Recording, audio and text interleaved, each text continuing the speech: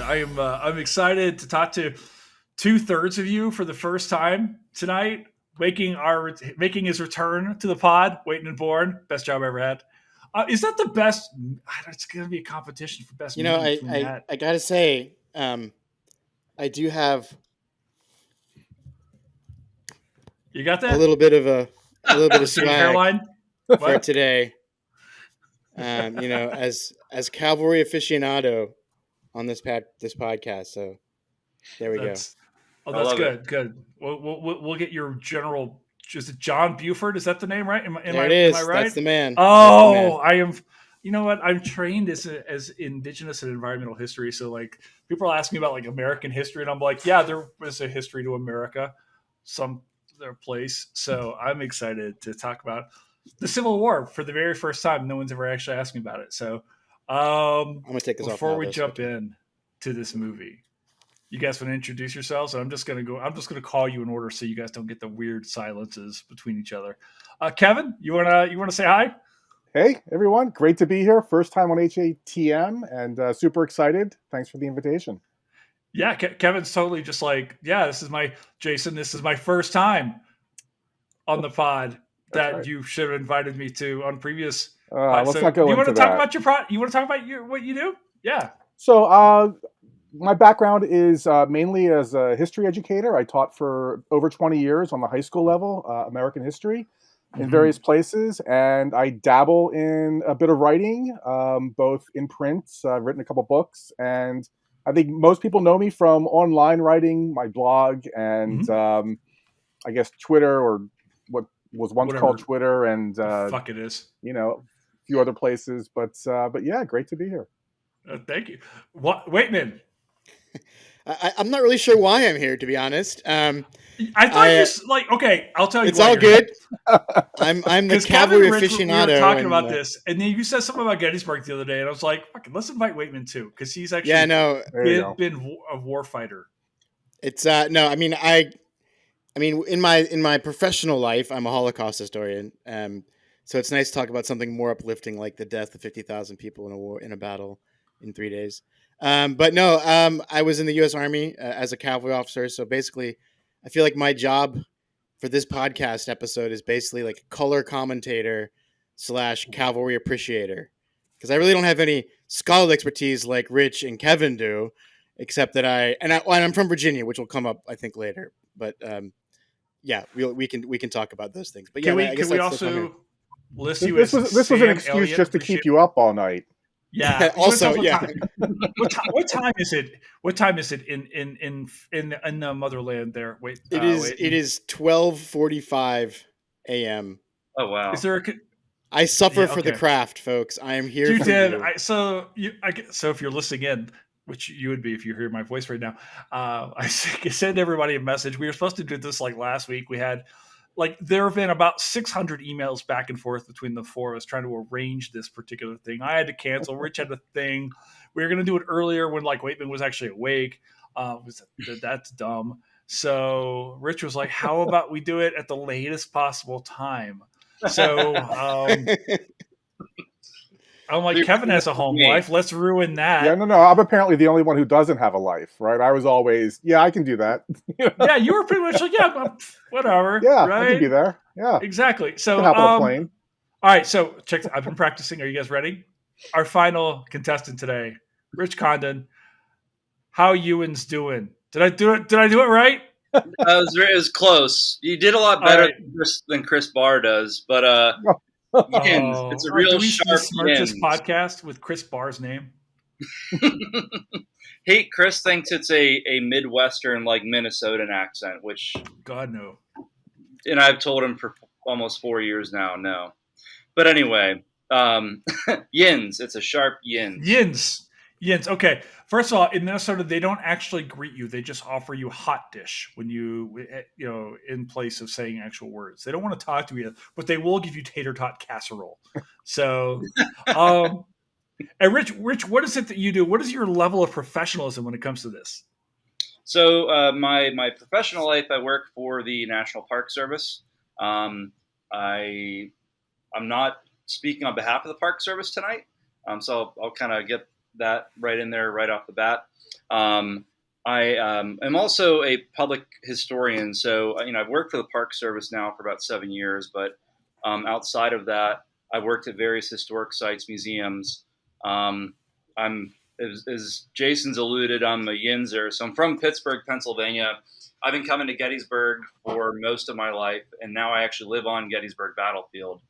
And it's just kind of one of the many things that I enjoy writing about. Yeah, Rich, you were really, I mean, when I was like lining this up, I was like, I have to have Rich on the spot for so many different reasons. First and foremost, because I think National Park Service personnel, staff are doing so much lifting when it comes to telling stories here in the United States, despite being really a national agency of secondary importance as compared to, say, the Forest Service, which is far better on all possible levels. Yeah, of but, course. Obviously, so don't mess with the trees, people. I'll throw Smokey down on you. Also, my comments are not brought to you by the Forest Service either. Like in an email tomorrow, I'm like, Jason, did you start another war? I was like, maybe. But no, so much of this, Rich. So I'm excited to talk to you about this film. We're obviously talking about Gettysburg tonight, and there's a slew of Civil War films we could be talking about. Rich, I know you talk about this movie a lot. Kevin, you and I have alluded to it. Waitman, like you were tweeting about, like, this is a big movie. It is, and when we talk about the war itself, it seems to be the battle. And I kind of, Waitman, when he came on to do Fury, a year ago, we talked about the idea of rivet counting on this. I always give you credit, Waitman, for this term, about, because that's not what this pod is about. It's like proving like this is wrong or wrong and stuff like that. But we'll do a bit of that tonight, just because this film gets used as an educational tool so many times. So maybe we can do some pointers here for people familiar with this film and so forth. So I want to, guys, ask you right off the bat, right out of the box, is Gettysburg the greatest movie ever made? No, that's Gods and Generals. Where would you go with that? Oh, God. Oh, no, it's not that. No, okay. Let me ask you this: is Gettysburg a good movie? Can a person watch Gettysburg? Let me tell you. Can I put it this way? Please.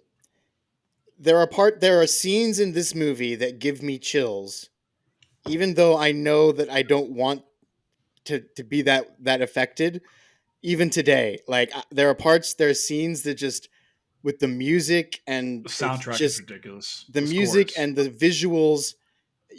I just sort of get involuntary chills, and there are very few movies that do that. Even when it's kind of like, I feel like I shouldn't be having that response, and I still do. So I think in some sense, like visually and the music, I mean, the soundtrack is amazing. So at that level, I think it's a really good film. But I'll have to say too that it is a very it does evoke very visceral reactions for people, I'll say, including myself.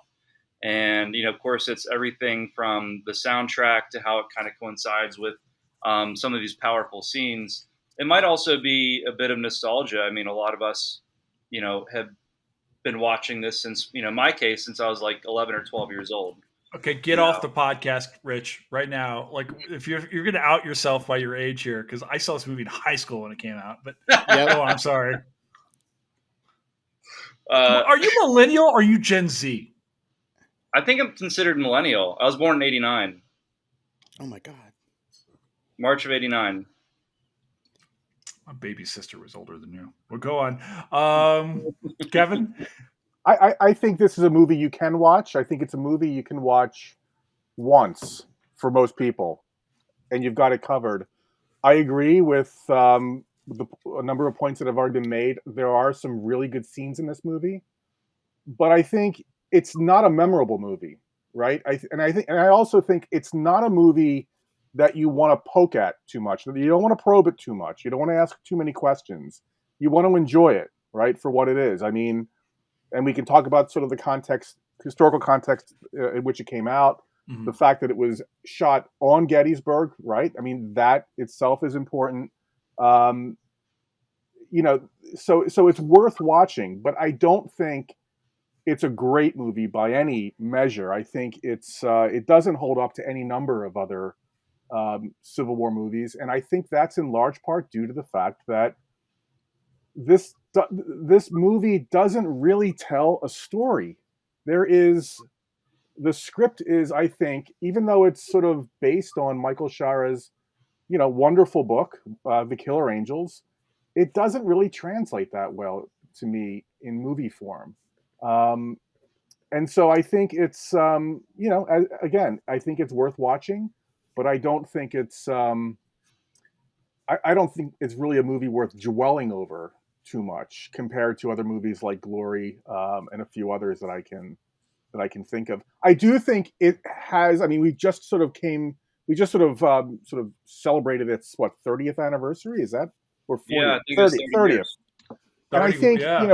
there are a lot of people within the Gettysburg machinery or complex, if you will, that have they've done a good deal of celebrating and reminiscing about the movie because they were affected by it, right? They took part in it, they reenacted.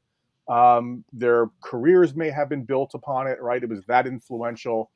But I think other than that core group, I don't think it really matters that much. Although I do think it's worth, as we are doing, sort of thinking about it historically. Can I tell you the story I think it tells? Oh, please go ahead. This is as a non-Civil War expert and someone who has just watched it again. I think the story it tells is, man, the South almost won at Gettysburg, and wouldn't it be kind of good if they did? Also, there's this guy Chamberlain who was pretty cool.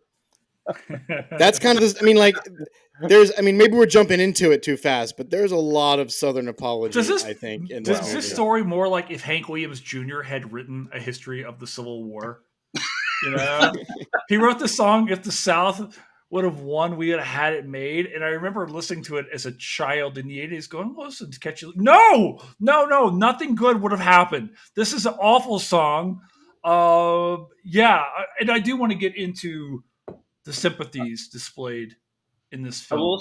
I do want to say real quick, I kind of like you, Waitman, I recently watched it because it's been a while. In fact, and I'll name drop him again here, I think the last time I watched Gettysburg was in April when Chris Barr made me want to run a half marathon. I saw that. Was my form of punishment for him. But when I was watching it, though, I felt like, in particular, the scene following Pickett's charge when, Martin Sheen's riding through the groups of men and, apologizing. And again, the music is swelling and they're going for that very visceral kind of, hair standing up on your arms effect. And that I feel like was a foreshadowing of what's to come. A decade later, Gods and Generals comes out, and that is just dripping in Lost Cause mythology. And so, as you're saying, Gettysburg could have been. What if the South had won? Well, they go right into it a decade after this comes out. That's such an important point, I think. I think Gods and Generals is the movie that Ron Maxwell had in his soul, if you will. Gettysburg, it has its lost cause silliness, right? And its lost cause antics. Definitely. But, it is somewhat counterbalanced, with Chamberlain's speech. It tries to. It's counterbalanced to a certain extent. There's some wonderful scenes. I mean, the scene in which Chamberlain is explaining to his fellow Mainers, I think this is the part of the regiment that he's escorting because they tried to sort of their enlistments were up, right? And so they're under arrest. And he's explaining them the importance of union. Now that's actually a really important scene because Chamberlain does a pretty good job of explaining union. And that is a concept that most Americans today really have no understanding of, right? It's easier to understand the Southern soldier in the movie who is, worried about or sort of, urging the enemy to understand you're invading us, right? We're fighting you. You're down here, although of course they're in Pennsylvania. And so that kind of understanding sort of Southern motivation is a bit more difficult than understanding why the vast majority of the loyal citizenry of the North are enlisting in the army. But so you have that balance between the lost cause and union. But the problem is, and that's held up, of course, because of the Killer Angels. That's part of the book. Right. Gods and Generals is based on Jeff Shara's book of the same name, the son of Michael Shara. But even Jeff Shara will tell you that has no resemblance to the book. And so I think for Maxwell, that is that's the Civil War movie that was in his soul. That's because Maxwell, I think, is a true lost causer. I'll leave it at Yeah. that. Yeah, we'll get into Gods and Generals here in a bit because that's a film that's probably never going to come on this pod. So by all means, shoot at that thing as though it is Pickett's charge. Here in a bit. Actually, Kevin, you just mentioned the thing, and I actually want to get into this early on because I do want to talk about the history behind the battle, and also Kevin and Rich Waitman. I really want to talk about the memory of this battle and this war so much as a guy. I think you guys all know I talk about this a lot. There's still a statue of Robert E. Lee on my courthouse square. My family's reunion every year is at the Jefferson Davis Memorial in Kentucky. These things kill me. But I do want to start off with some terminology here, which I know everybody's like, wow, words. Yeah, everybody listen to words. But I think actually in this case is really important. Kevin, you write so much about the war, and I'm wondering terminology. Growing up, it was always North versus South, Union and Confederacy. When we talk about the war, how do we talk? What's the appropriate verbiage here? Damn traitors! What do we like to use here, and why? What do you find effective? In terms of how we refer to the war overall, I refer to it as the Civil War, right? And that just seems to me to be the most widely accepted, used terminology that we have now. And if I'm referring to Confederates, I refer to them as Confederates. I guess I could certainly refer to them, the damn traitors, or something even darker, something nastier, perhaps just as accurate. But as a historian, I'm trying to sort of uphold some sense of, dare I say, objectivity, but trying to use a terminology that sort of allows for a conversation to take place, right? You also, of course, especially when you're writing, don't necessarily want to alienate people for no reason, right? And so trying to use a terminology that is going to be acknowledged, that is historically sound, I think is the way to go. There's also a debate about how to refer to the armies. Right now, there's a debate about how to refer to the Union Army. Should we be referring to it as the United States Army, right? So there are all kinds of questions that you can ask, and that we should be asking about these issues. I think. Go ahead, Rich. I was going to say that's a great point. I mean, of course, over the years we've seen the Civil War being referred to as many different things depending on who you're talking to. I kind of use, sometimes I'll even do the Civil War and the War of the Rebellion interchangeably.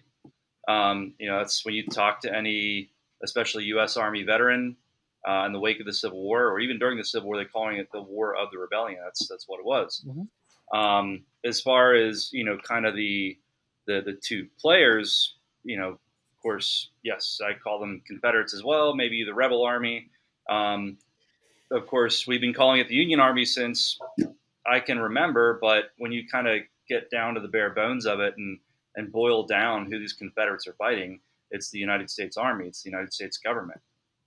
And I think by kind of just constantly throwing out Union, that kind of brings down the importance of who they're rebelling against. It's not just the Union, it's the United States. And I would add to that exactly what Rich is talking about, which I think that pointing out it's the United States Army tells the viewer, the reader, whatever, that this is the legitimate military of the legitimate nation, and calling it something different, Union and Rebel, or Union and Confederate, suggests a kind of parity of legitimacy that doesn't exist, right? Because one of these things is the existing army of the United States, and the other is, if we called them insurgents, that would have a whole nother different ring to it, but that's basically what they are, right? And I think it's particularly useful in the memory context, and I say this as a guy who grew up with a father who called it the war between the states, because he said there's nothing civil about it. But you know, as a U.S. Army veteran, and in the current climate, I think it's really important that for those people that are sort of trumpeting the Confederates, we highlight the fact that when they actually were killing American soldiers, you know, these Yeah. people did not want to be American soldiers anymore. They want to be Americans, and they were fighting against Americans, right? I'll just add, it's interesting that in terms of how we refer to Confederates, that a lot of this hinges on the question of, do we consider the Confederacy to have been an independent country during the war?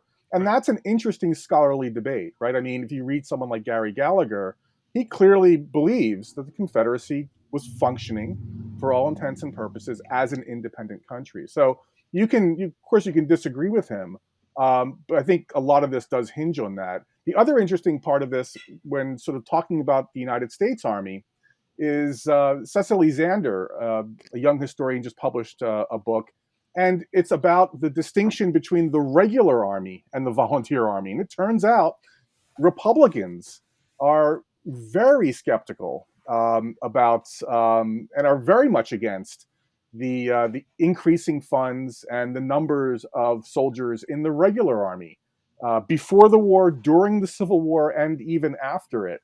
And so she, forces us to distinguish between the regular army and, of course, the largest part of the military force, which was a volunteer army. So again, you can get all sort of you can get lost in the weeds in all of this if you go into it.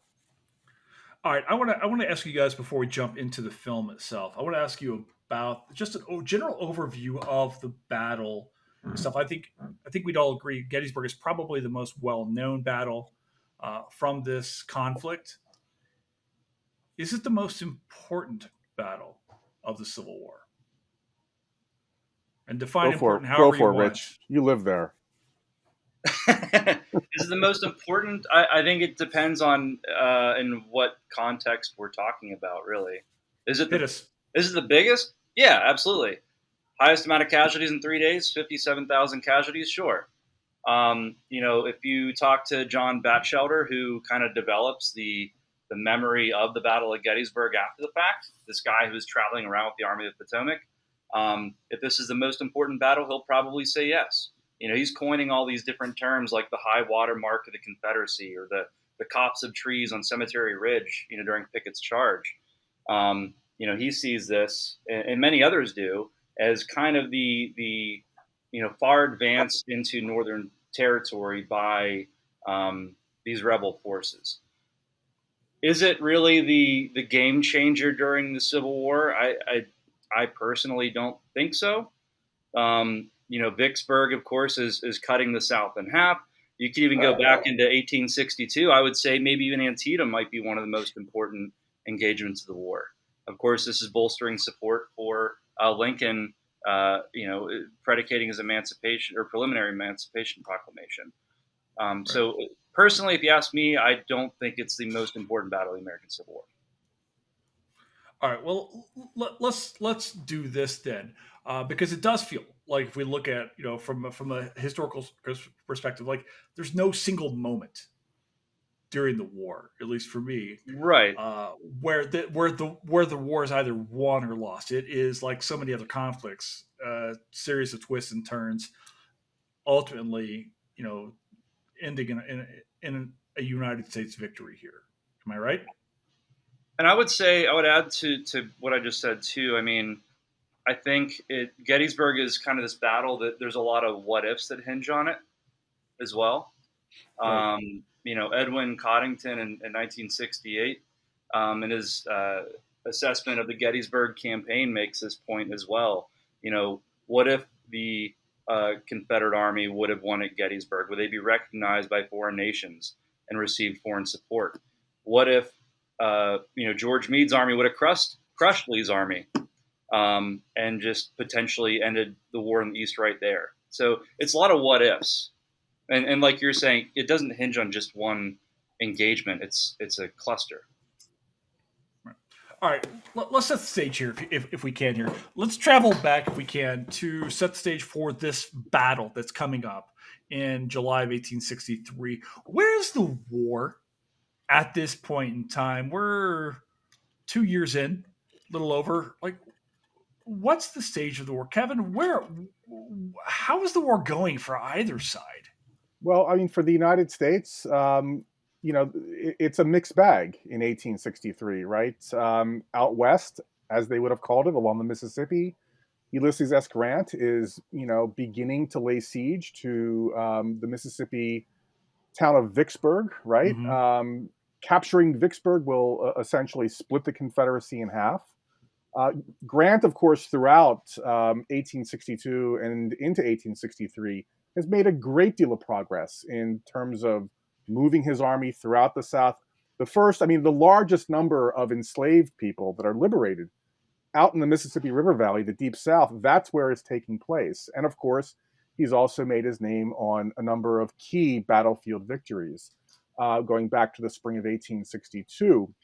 In the Eastern Theater, of course, that space between Richmond and Washington, roughly 100 miles or so, or Maryland and Virginia, not so well, right? Lee, of course, first invades the North, culminating in 1862 in September in the Battle of Antietam.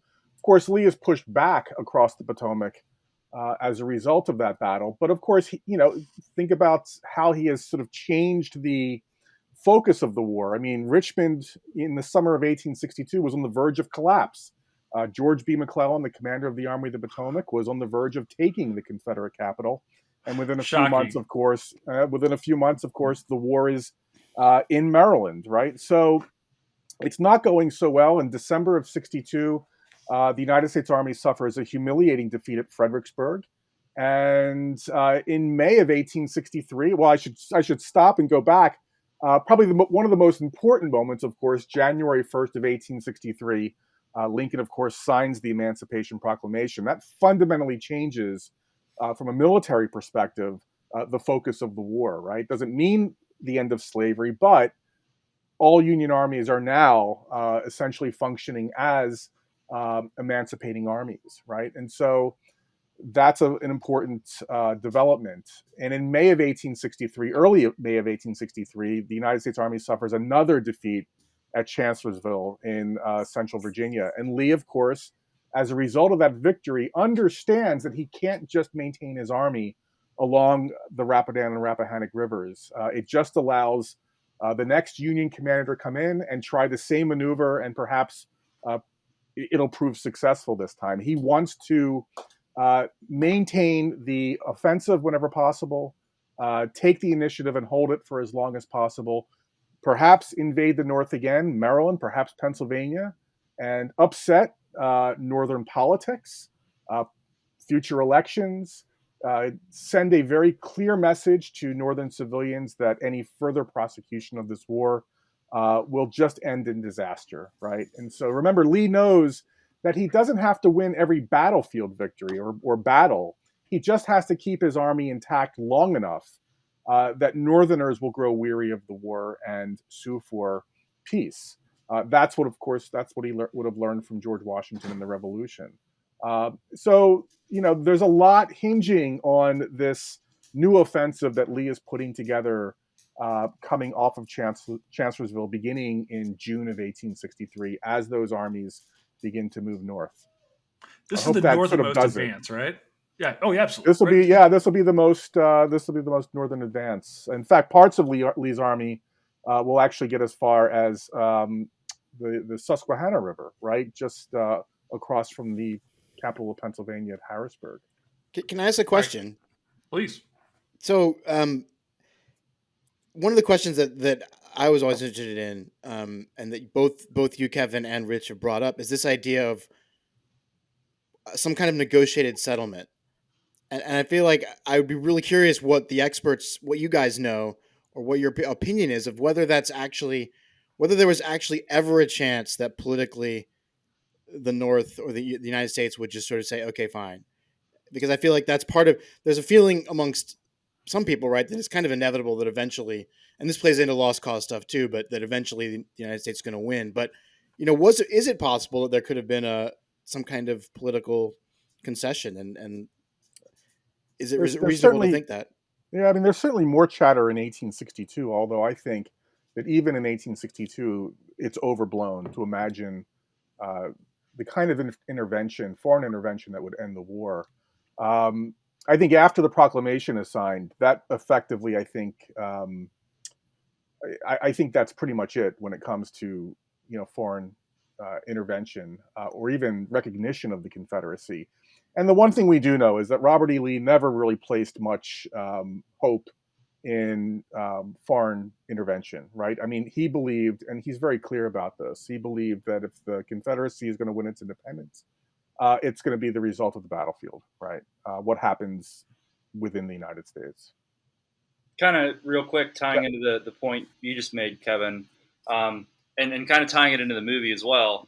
That is a point that is brought up when you have Colonel Fremantle talking with Tom Berenger, James Longstreet, about what is this war all about, and Longstreet, Berenger says in so many words, we should have freed the slaves and then fired on Fort Sumter.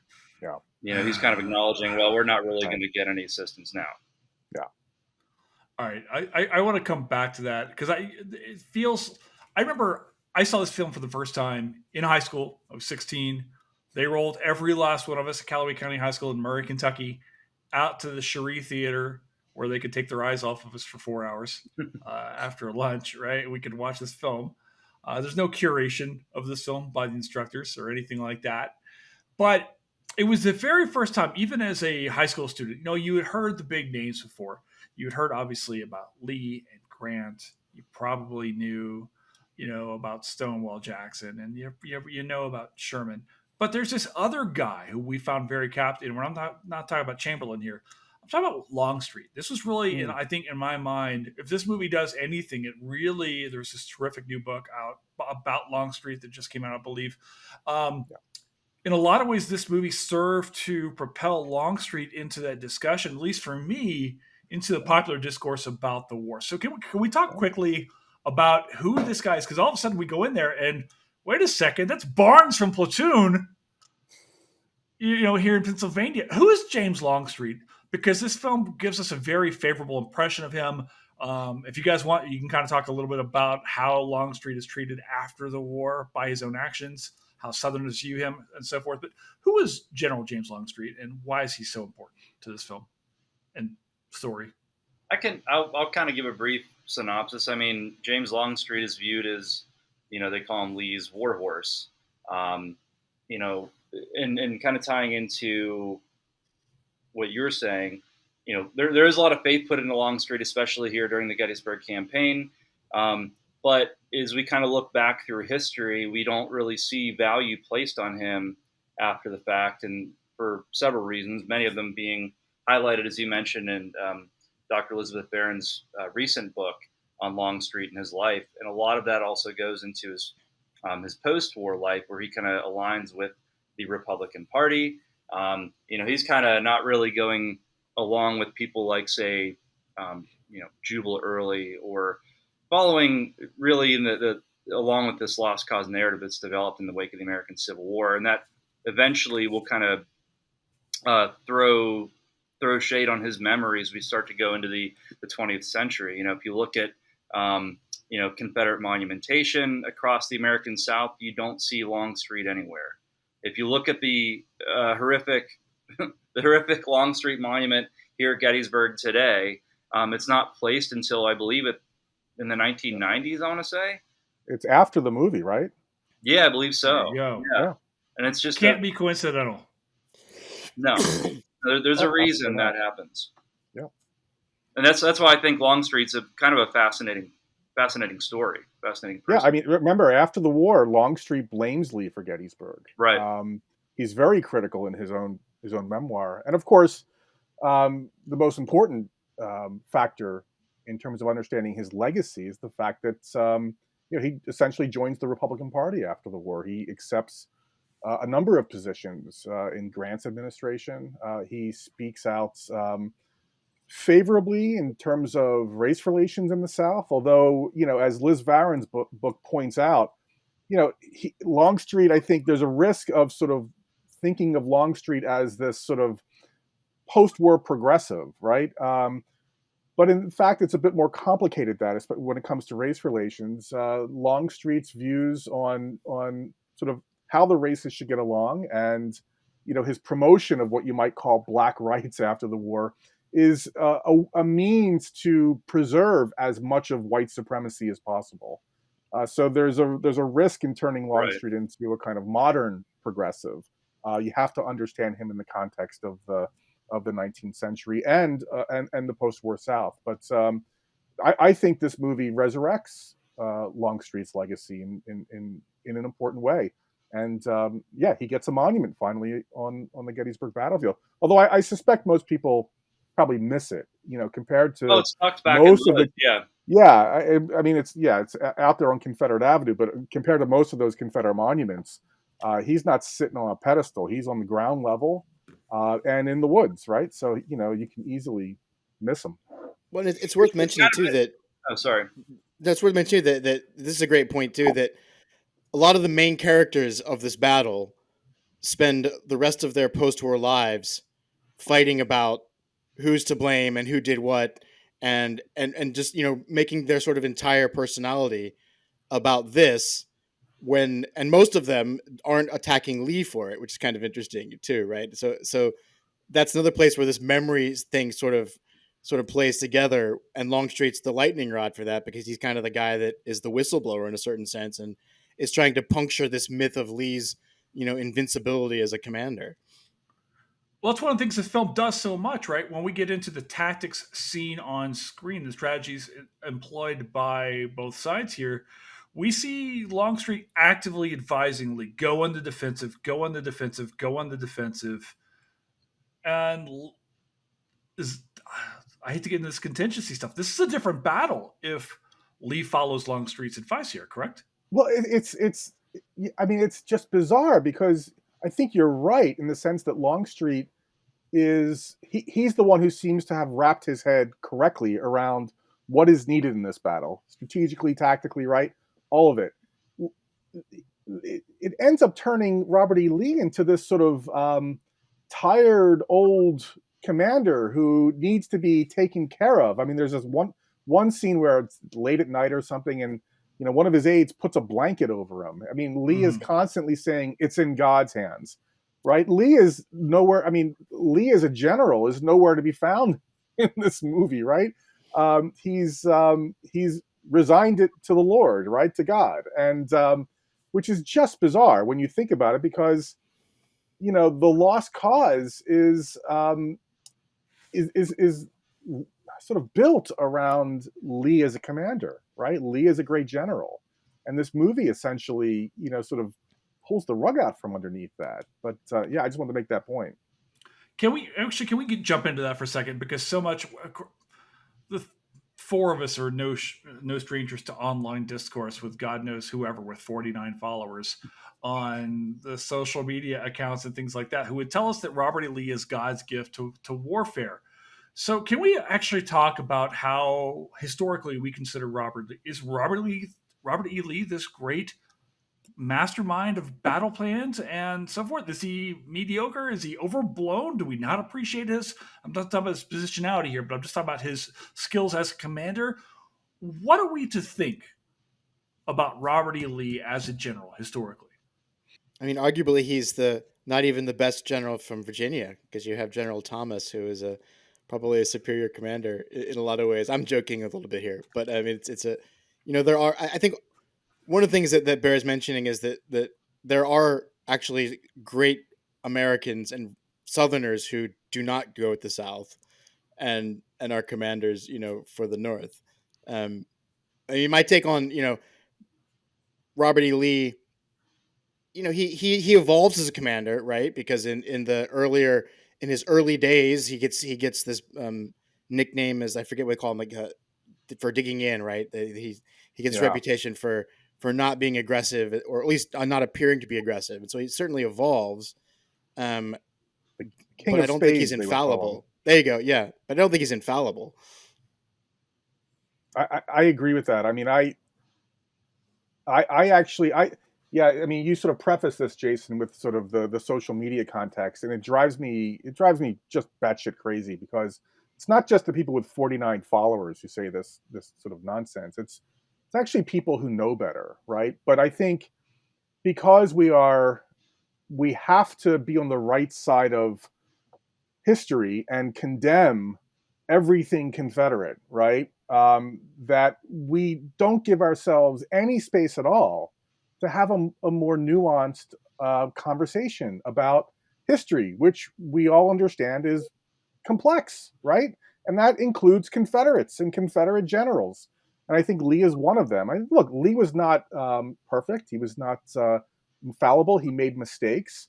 But I think, if you want to understand why the war lasted as long as it did, you have to come to terms with Lee, right? He is the most successful Confederate general. And I think he understands one thing very early that serves him well for the most part, and that is that Confederate civilians expect a general who is aggressive, who is going to take the battle to the enemy. I think Lee understands that a defensive posture is going to get you nowhere. Look what happens to Joe Johnston on the peninsula in the spring and summer of 1862. He brings the Confederacy, I think, close to significant victories, on more than one occasion, right, in terms of threatening the North. We're talking about one of them. Gettysburg could have gone any number of ways, right? It wasn't inevitable, the outcome. Look, I think after I think the cost of Gettysburg for Lee is, you can't exaggerate that. In terms of junior grade officers in 1864, couple that with the Overland Campaign, the vicious fighting in Central Virginia between Fredericksburg and Richmond in the spring of 1864. I mean, the losses are tremendous, and Lee can't really replace all of them, right?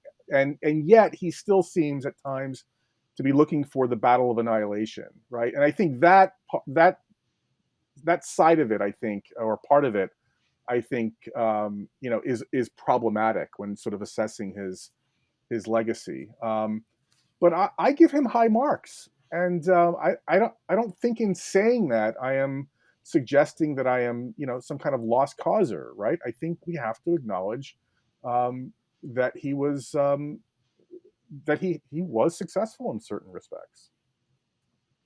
There's a lot of dialogue in this film about Lee not having Jackson in this film or in this battle. Is that accurate? Does Stonewall Jackson change the course of this battle? Are there thoughts on this at all? I mean, one arguably in a certain sense, because I think who is it? Ewell, right? Ewell's corps would have been Jackson's, right? Yeah. And so one of the criticisms of the first day at Gettysburg is that they could have taken what would become the right wing of the Union Army's position relatively easily had they had a commander who was a bit more aggressive and a bit more willing to go after them. And they don't. And then that allows the Union Army to get set up. And in fact, so I did do some research for this, even though this is my area. There's a deleted scene from the movie Gettysburg, which is a conversation between Ewell, Early, and Rhodes, who were the corps and I think division commanders on the Confederate left side that were supposed to take that position. And it's basically them saying, how they couldn't do it, and et cetera, et cetera. And the history piece behind it is Lee issues an order that for Stonewall Jackson would have gotten exactly the outcome that he expected. He said, take that hill if practicable. And had that gone to Stonewall Jackson, he knew that Stonewall Jackson, being an aggressive guy, would have taken it. But it goes to Ewell, and Ewell decides it's not practicable, and so he doesn't do it. Now, whether or not this is for Rich and Kevin, whether or not that would have dramatically changed the outcome of the battle, I think is debatable. But I think certainly there are examples of how Jackson is missed at Gettysburg.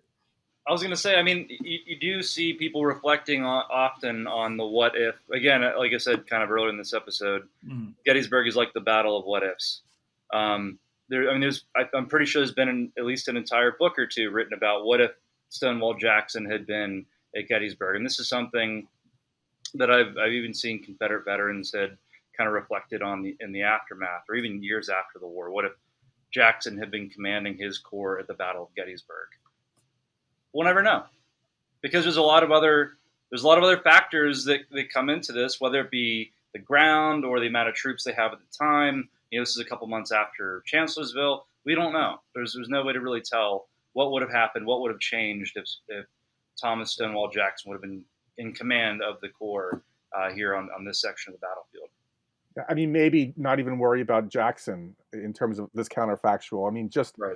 The question of, look, if Ewell's Corps and the Confederate Army generally hadn't been so disorganized by the end of the fighting on July 1st, might there have been an opportunity for a continued advance early evening July 1st? But I think it also, the question about Jackson raises the obvious one, which is which Jackson do you expect to show up at Gettysburg? The Jackson of Second Manassas and Chancellorsville, who leads these great turning movements and assaults on the Union Army, or is it the Jackson who shows up at the beginning of is it the 7 days where he's coming from the Shenandoah Valley, or it's before that, right? It's the first. Is it? God, I'm getting my military history. It's not 7 days, but I'm also no. It's the earlier attack where Johnston is wounded, right? That Jackson is supposed to link up with the rest of the Confederate Army. No, it's after. No, it's actually isn't it the first day of the 7 days? Anyway, here we go. It's what happens when you mix alcohol with history. Well, that's good, because that's exactly what I'm doing tonight. But I'm just the host listing the stories. But I mean, in that moment, Jackson is slow. He's not clear where he needs to be. Which Jackson are we talking about here? I want to ask you another question, and actually, let's go back and focus. The film focuses on this other guy who, like Longstreet, I had never heard of in all of my 16 years in 1993, Joshua Chamberlain. Why focus so much of this film on Joshua Chamberlain? What is so important about Joshua Chamberlain and the 20th Maine to the Battle of Gettysburg? Well, I mean, it's talked about in Killer Angels. Okay. But of course, but Joshua Chamberlain, as we were talking about earlier, the memory of Gettysburg. He's one of these people who eventually, in the early 20th century, does write a memoir of the American Civil War. He has a chance to help shape the memory of what happened at the Battle of Gettysburg, and him and I'm sure people he had served under as well saw this as kind of a shining moment for not just Joshua Lawrence Chamberlain, but the 20th Maine Infantry as well, as these guys that held their section of the line on the rear of Little Round Top. But I think also, in addition, first of all, the guy is a genuine badass. I mean, like, he just totally stole my response. Wade. Sorry, man. Even before he gets to Gettysburg, right, with Fredericksburg, and then after Gettysburg, I mean, at the battle, I think it's Spotsylvania Courthouse, maybe. He basically gets shot in the leg and he can't stand up, so he sticks his sword in the ground and leans on it until the battle. I mean, like, but I also think that's such a butch move. God, that's awesome. Go ahead. But I also think Petersburg. Hey, he's shot in Petersburg. Yeah, Petersburg. Sorry, yeah, that's it. Yeah. But I think also, in some ways, he's an archetype of like the American citizen soldier, which also lends him this sort of aura, right? Of he's not a professional soldier. He's a professor. Get one in there for all of us professors out there, who signs up because, partially to sort of get out of town, but also because he wants to serve his country. And he also brings, the refusing the line maneuver at Gettysburg was something that he read in a book, because he literally didn't know anything about being a regimental commander of infantry. And he literally went to the books as a nerd does. He went and read the manual, and he did these things. And so, I think that makes him a really compelling character. And also I think, he has a very strong and legitimate moral compass, in what he's doing. Yeah. All right.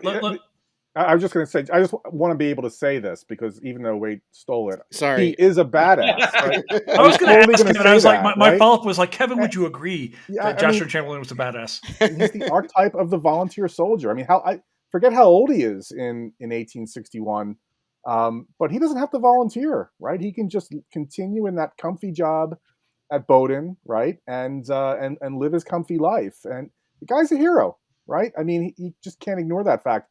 And after the war, don't ignore, the importance of mixing history with politics, right? He is the governor of Maine, president of Bowdoin at one point, and writing about himself. His role in the Civil War serves his political interest. I'm not suggesting that's the only reason he's doing it, but it's certainly part of it. But I mean, he does write a great deal about his military career after the war.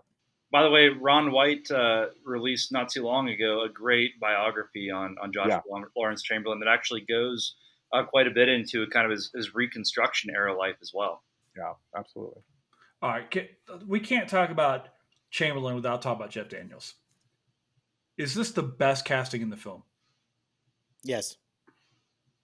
Yeah, I think so.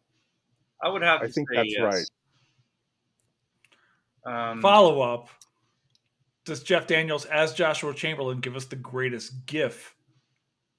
Are we gonna have to actually reenact that? Are we gonna yell bayonets?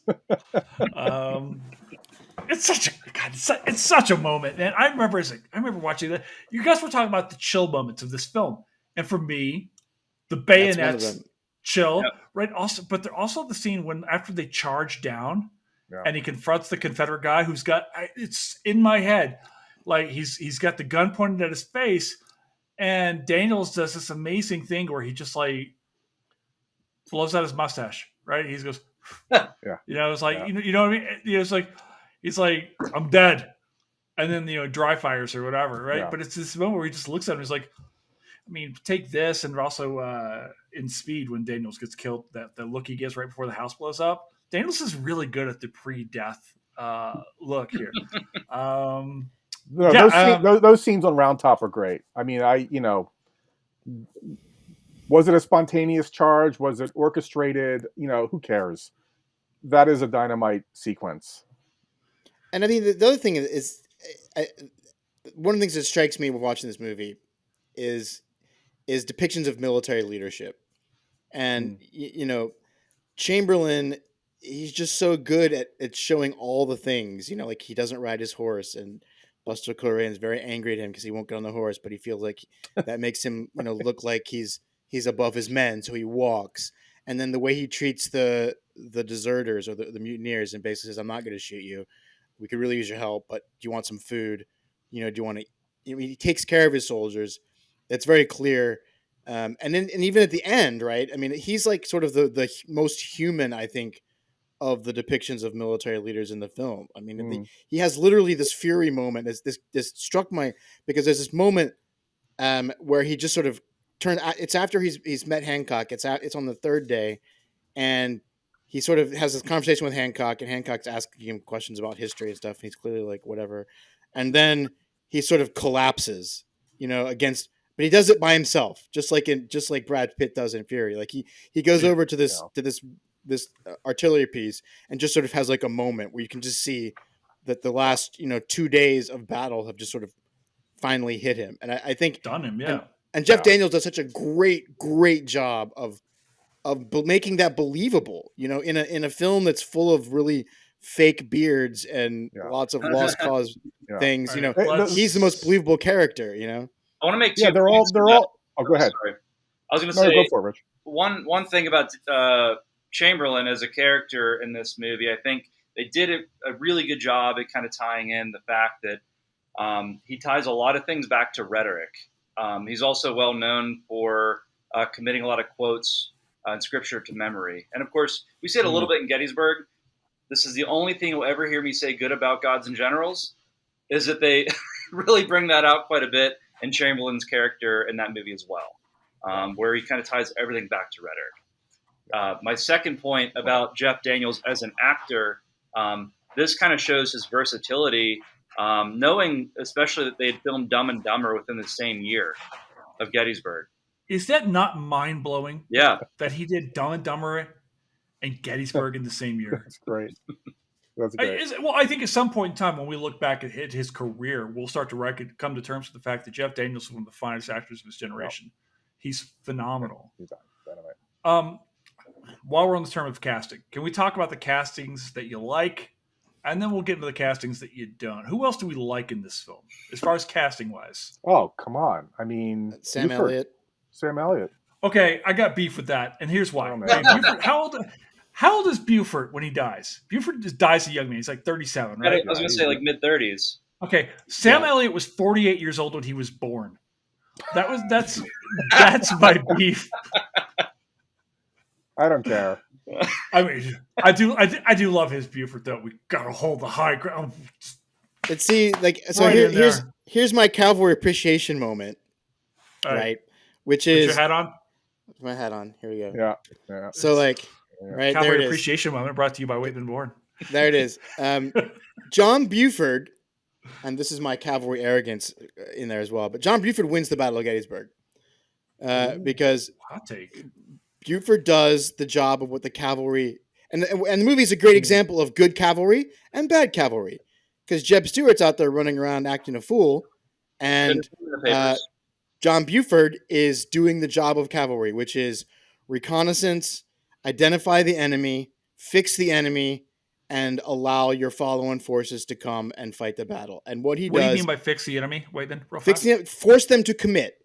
So, he finds the terrain. He says, he has that great, amazing monologue where he says, I know what's going to happen here today if we don't hold this ground. He's able to take a much smaller number of better trained and better equipped soldiers with repeating rifles who can hold off the Confederates for a while. And he basically secures the terrain. He forces Lee to commit to an engagement without really any idea of what's going on, because arguably what Stuart should have been doing is fighting that information battle, right? Preventing the Union forces from learning about the Confederates while learning about where the Union forces are. But since he's out there nowhere, Lee is literally blind, and so he has to commit to a battle not on ground of his choosing, not at the moment of his choosing. And all that plays into the strengths of the United States Army. But then again, because Buford is able to hold that ground, and even though they surrender some of it later, the Union Army then is put in the position that sets them up for success in the next 2 days of the battle. Because otherwise exactly what happens is what Longstreet wanted, which is Lee gets good ground and has to force the Union Army to dislodge him from the good ground, and then things go much differently. So again, Buford, great example of cavalry doing what it needs to do, which is identify the enemy main body, secure the train, fix it, hold the train long enough for the infantry and the main bulk of forces to come up. And not to mention the fact that in doing all of that in the film, Buford as Elliot is just amazing. I mean, he's just a great example. Sam Elliott, man. I also like Richard Jordan as Louis Armistead. Yeah, I mean, Armistead is one of Pickett's brigade commanders. It's not it's a small role. I think Jordan actually passed away before the movie premiered. It had just come out.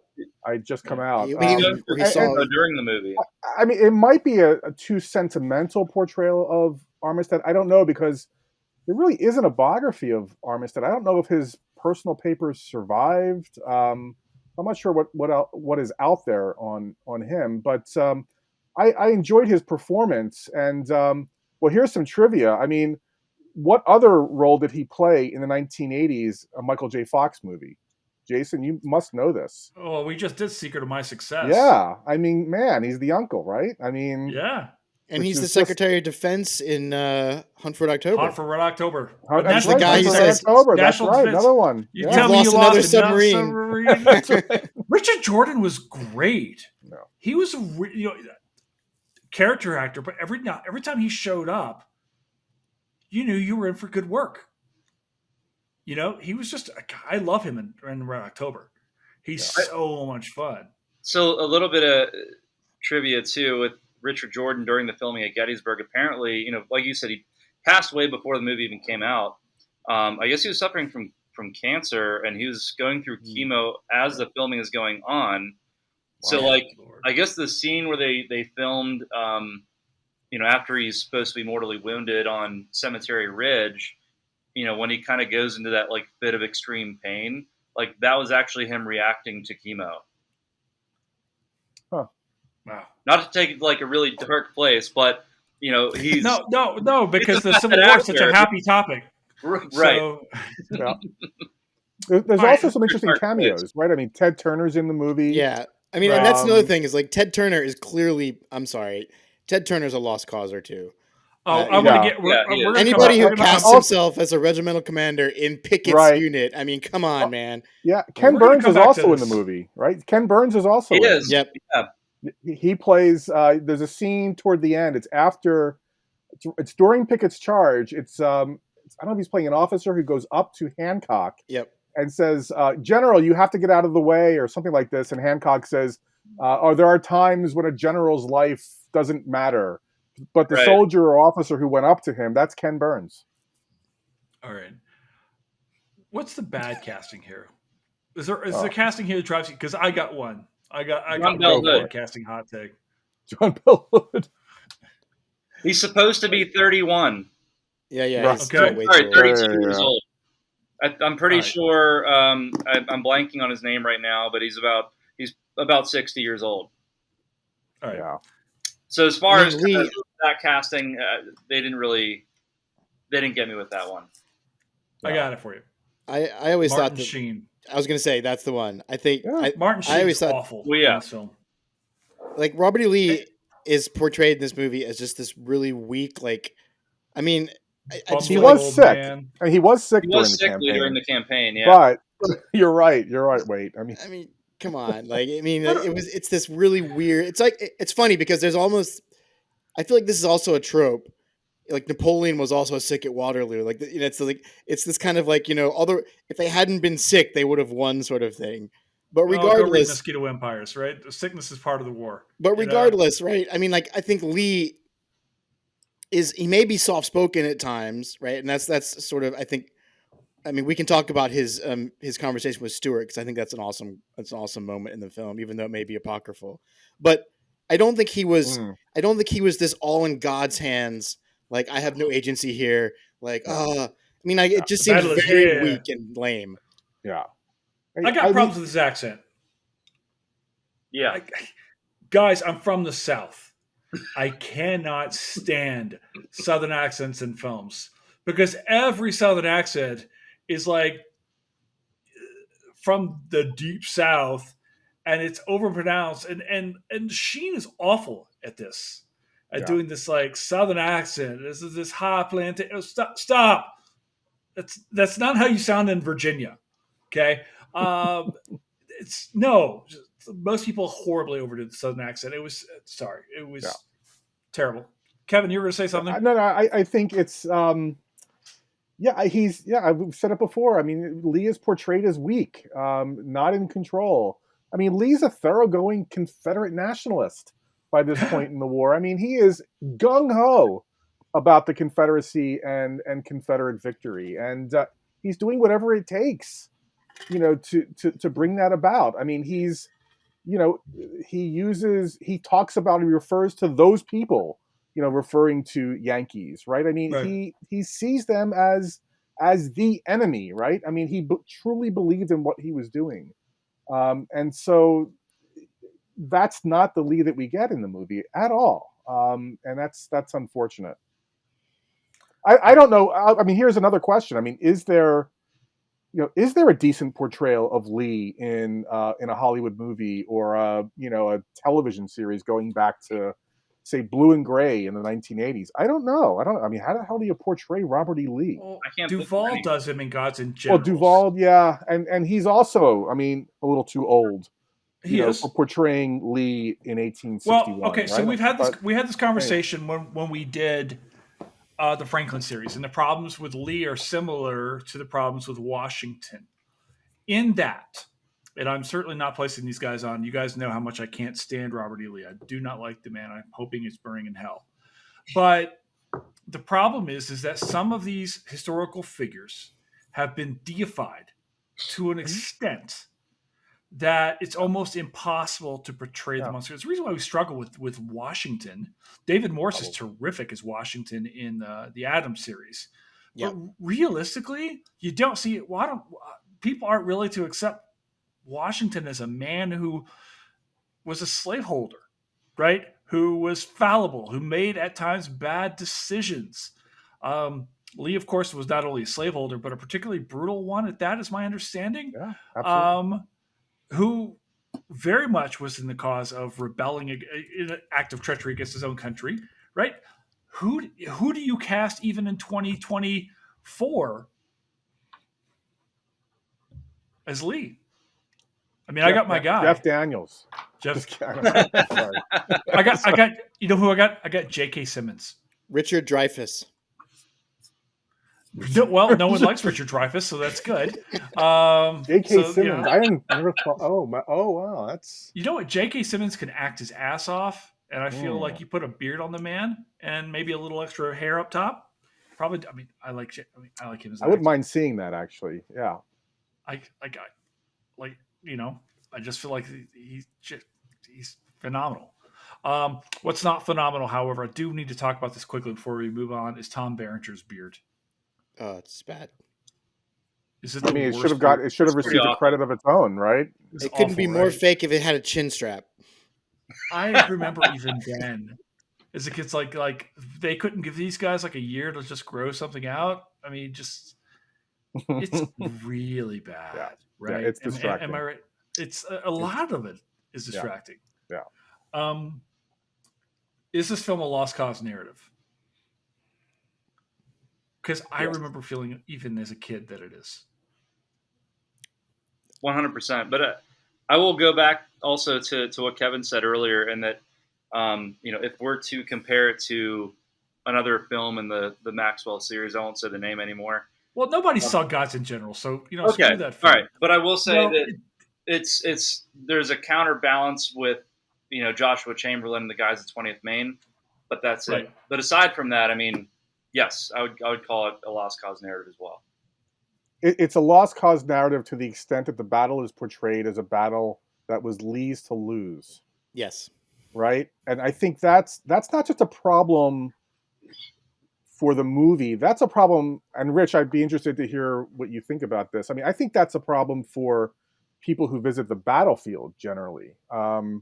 Those monuments loom large over the battlefield. I think more people, no doubt, recognize Lee on his pedestal, even if they're standing right next to George Meade on Cemetery Ridge. So I think, I think that's what makes it a lost cause narrative, right? Because that's the lost cause, right? Gettysburg was the great turning point, right? Yeah, I think I'll leave it at that. Although it's sort of like the problem I have with people who just reduce Ken Burns to Shelby Foote in The Lost Cause. We're coming up with Shelby. Well, I'm just speaking of the documentary. I don't think the Civil War, Ken Burns' Civil War, is a lost cause documentary.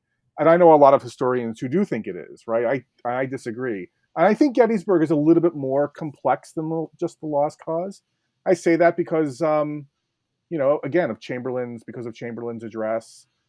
Even that scene with the enslaved man who doesn't speak in the movie, right? And they're talking about slavery. Although in the book, in Shower's book, the enslaved man does speak.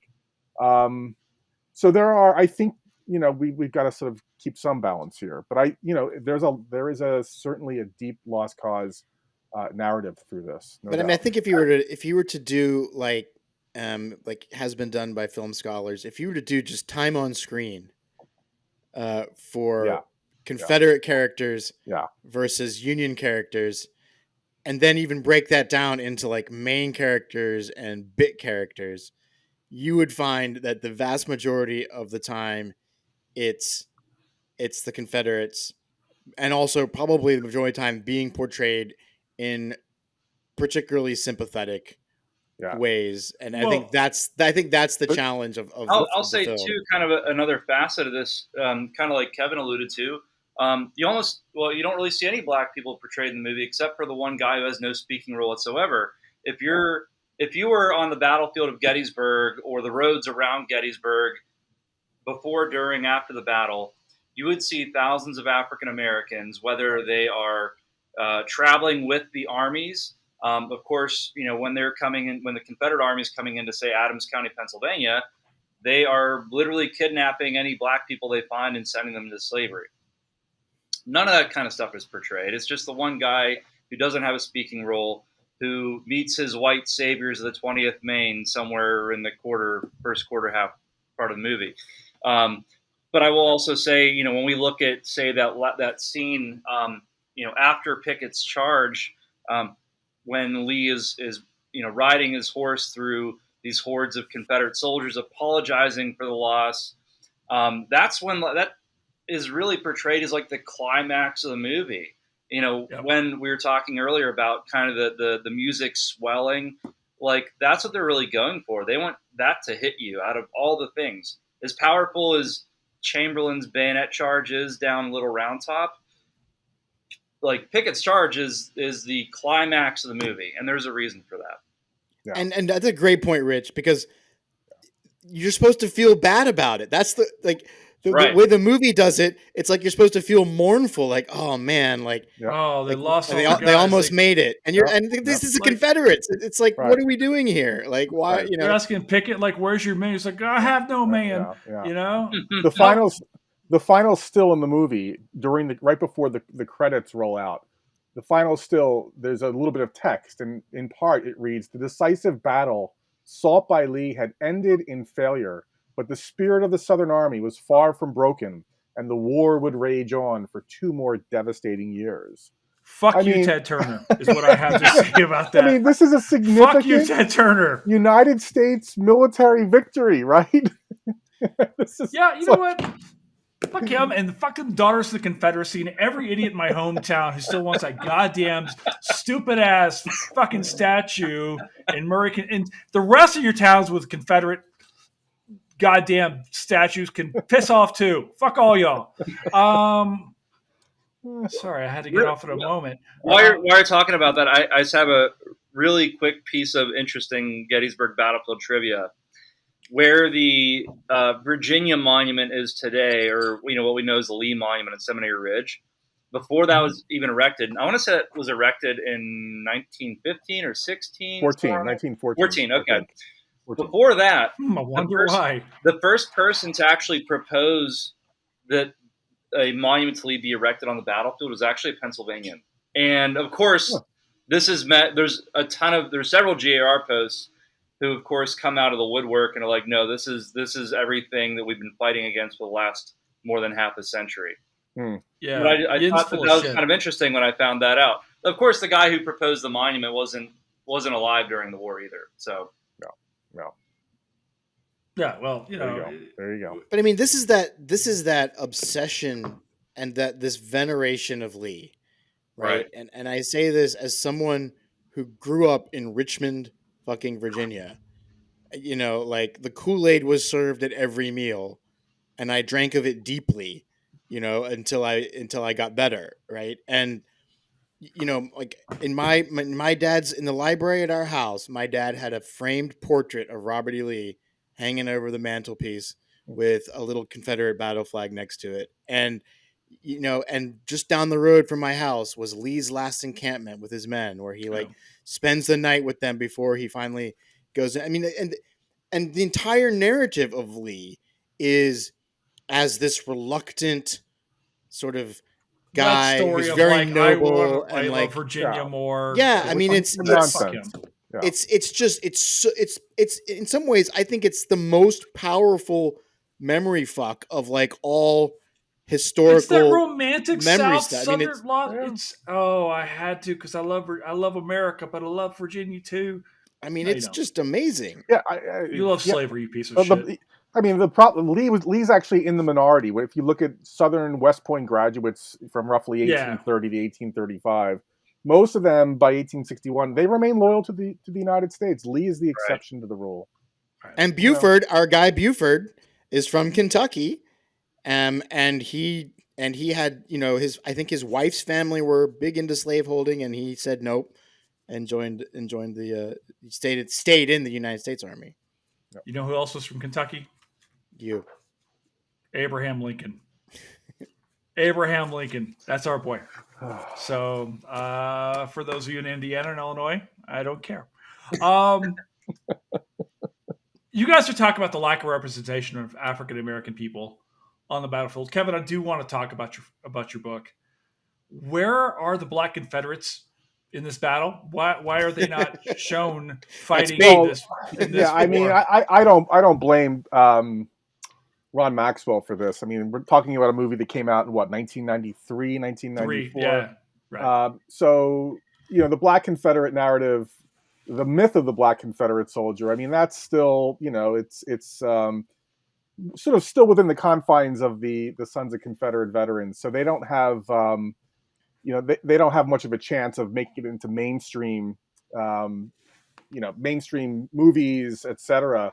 You need the internet for that, right? So we can thank God that there's no internet in 1992 for Ron Maxwell to start Googling around and going, oh, I got to place some black soldiers in Lee's army. But I should point out in Gods and Generals, there's a horrific scene that didn't make the final cut in which Stonewall Jackson's body servant, or camp slave, as I call them, is talking to another one who is sort of packing his master's body into a coffin and sending it home and waxing poetic about how loyal he is and how good his master was.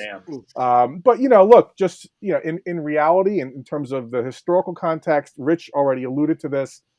There would have been anywhere between 10 and 13,000 enslaved laborers with Lee's army, moving into South Central Pennsylvania in the summer of 1863, and they were the quote unquote cornerstone of every Confederate army operating between 1861 and 65.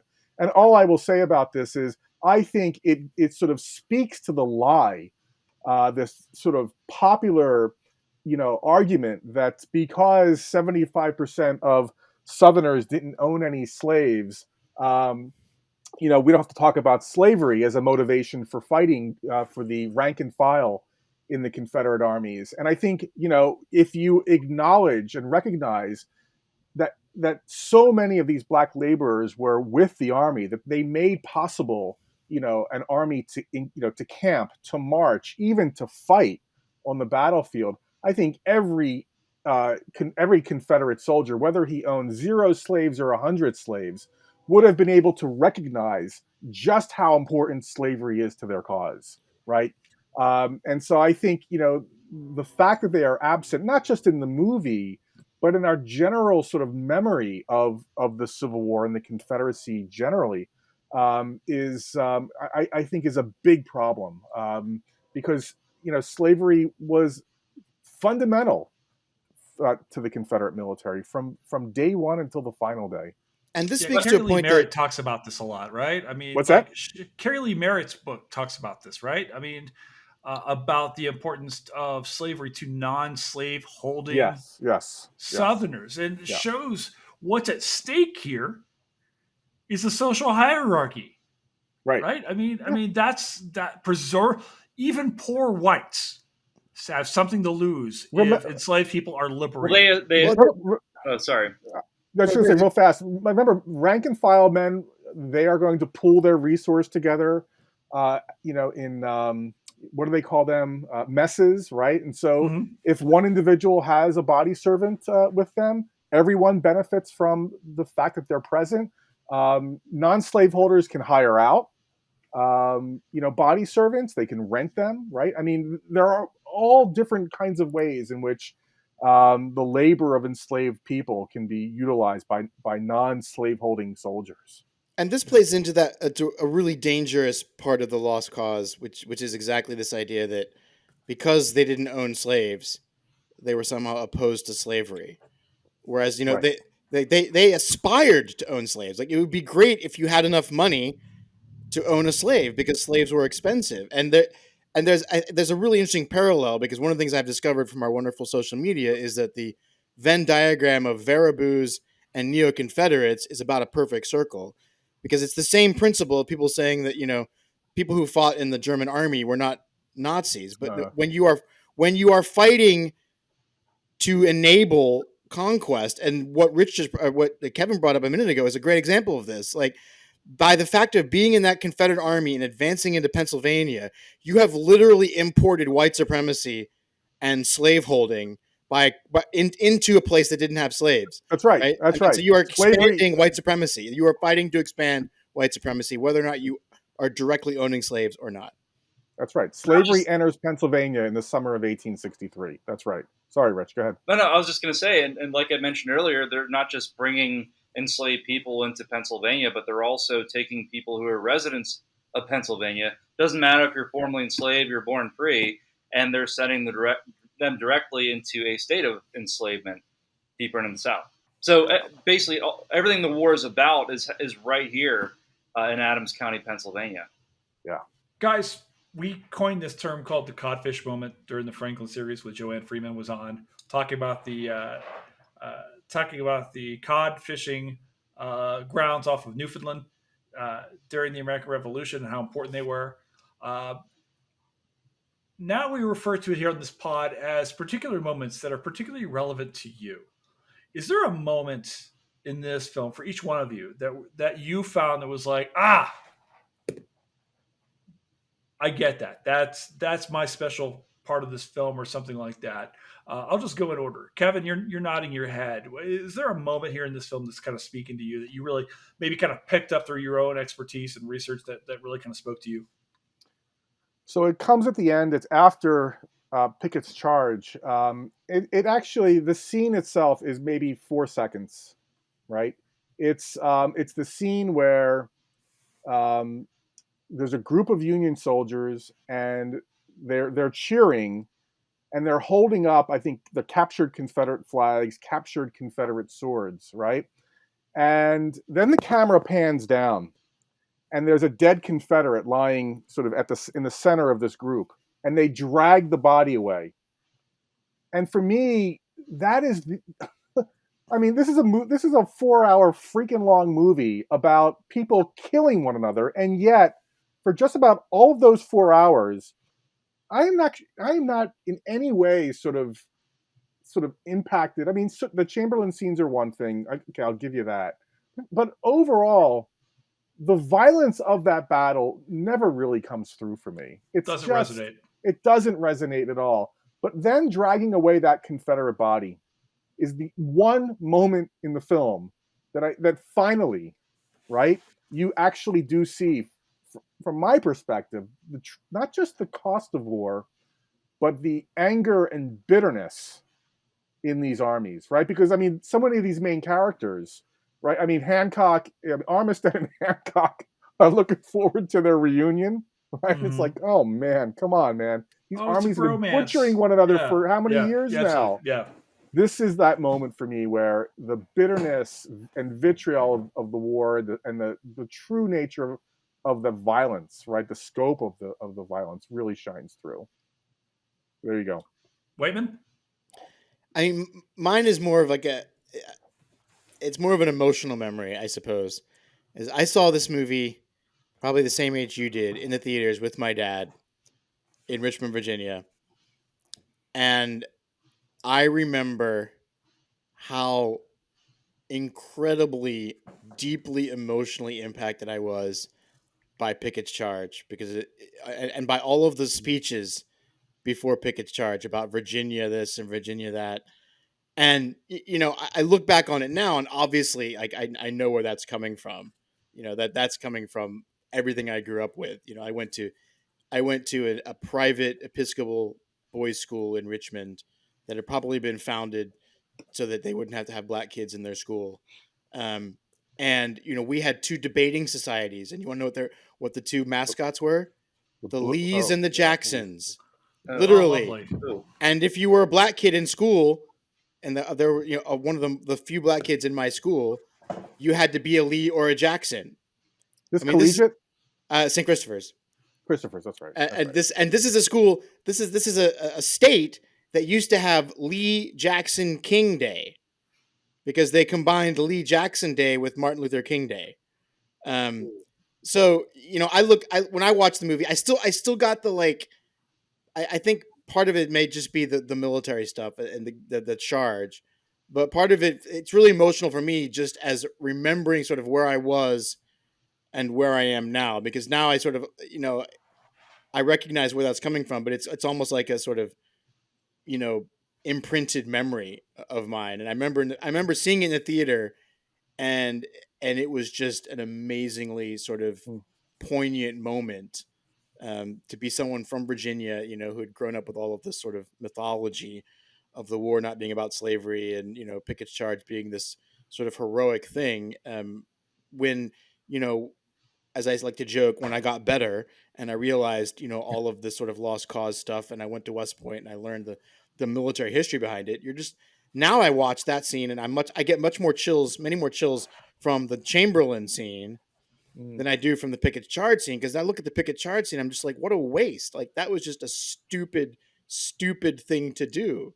And as in a deleted scene, Trimble, one of the regimental commanders, says, there's no 15,000 men on earth that can take that hill. And it's just stupid. I mean, it's just a ridiculously stupid thing to do, and there's nothing sort of wonderful or brave about it. It's just dumb.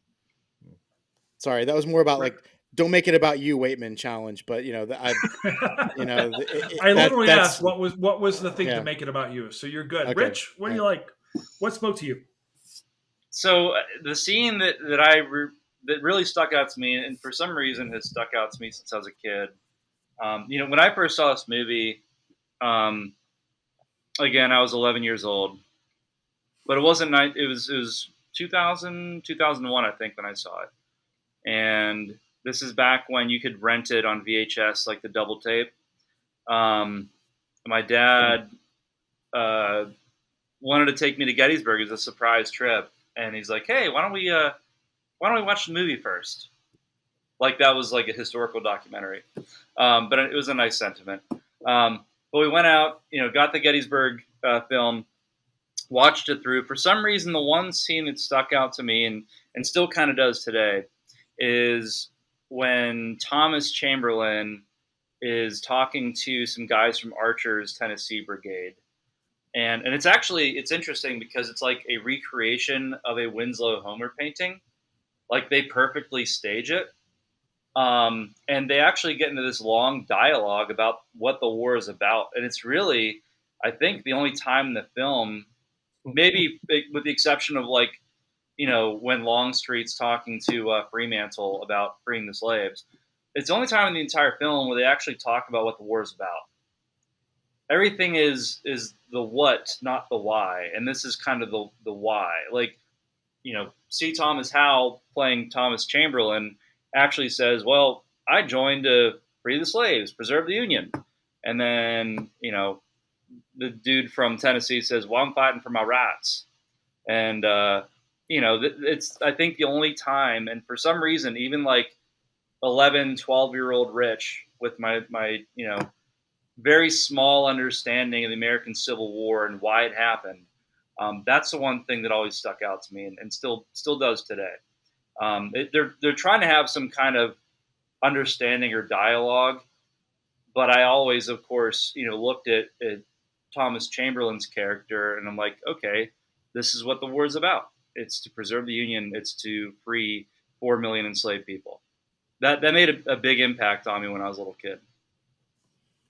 Rich, Jason, real fast.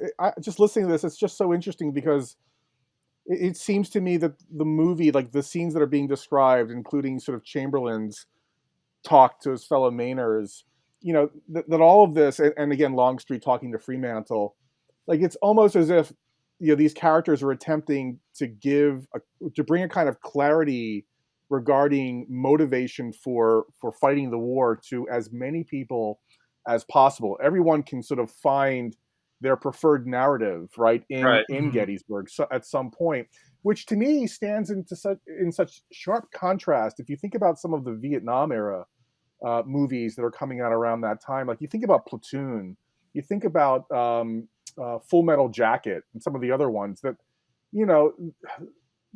it's a nasty war. These movies attempt to, sort of, the question of motivation seems to be sort of pushed into the background, right? People are having difficulty, sort of expressing the purpose of the war and why they're there. And instead, you get this very dark kind of sort of interpretation of what war is, right, and the horrors of war as a whole.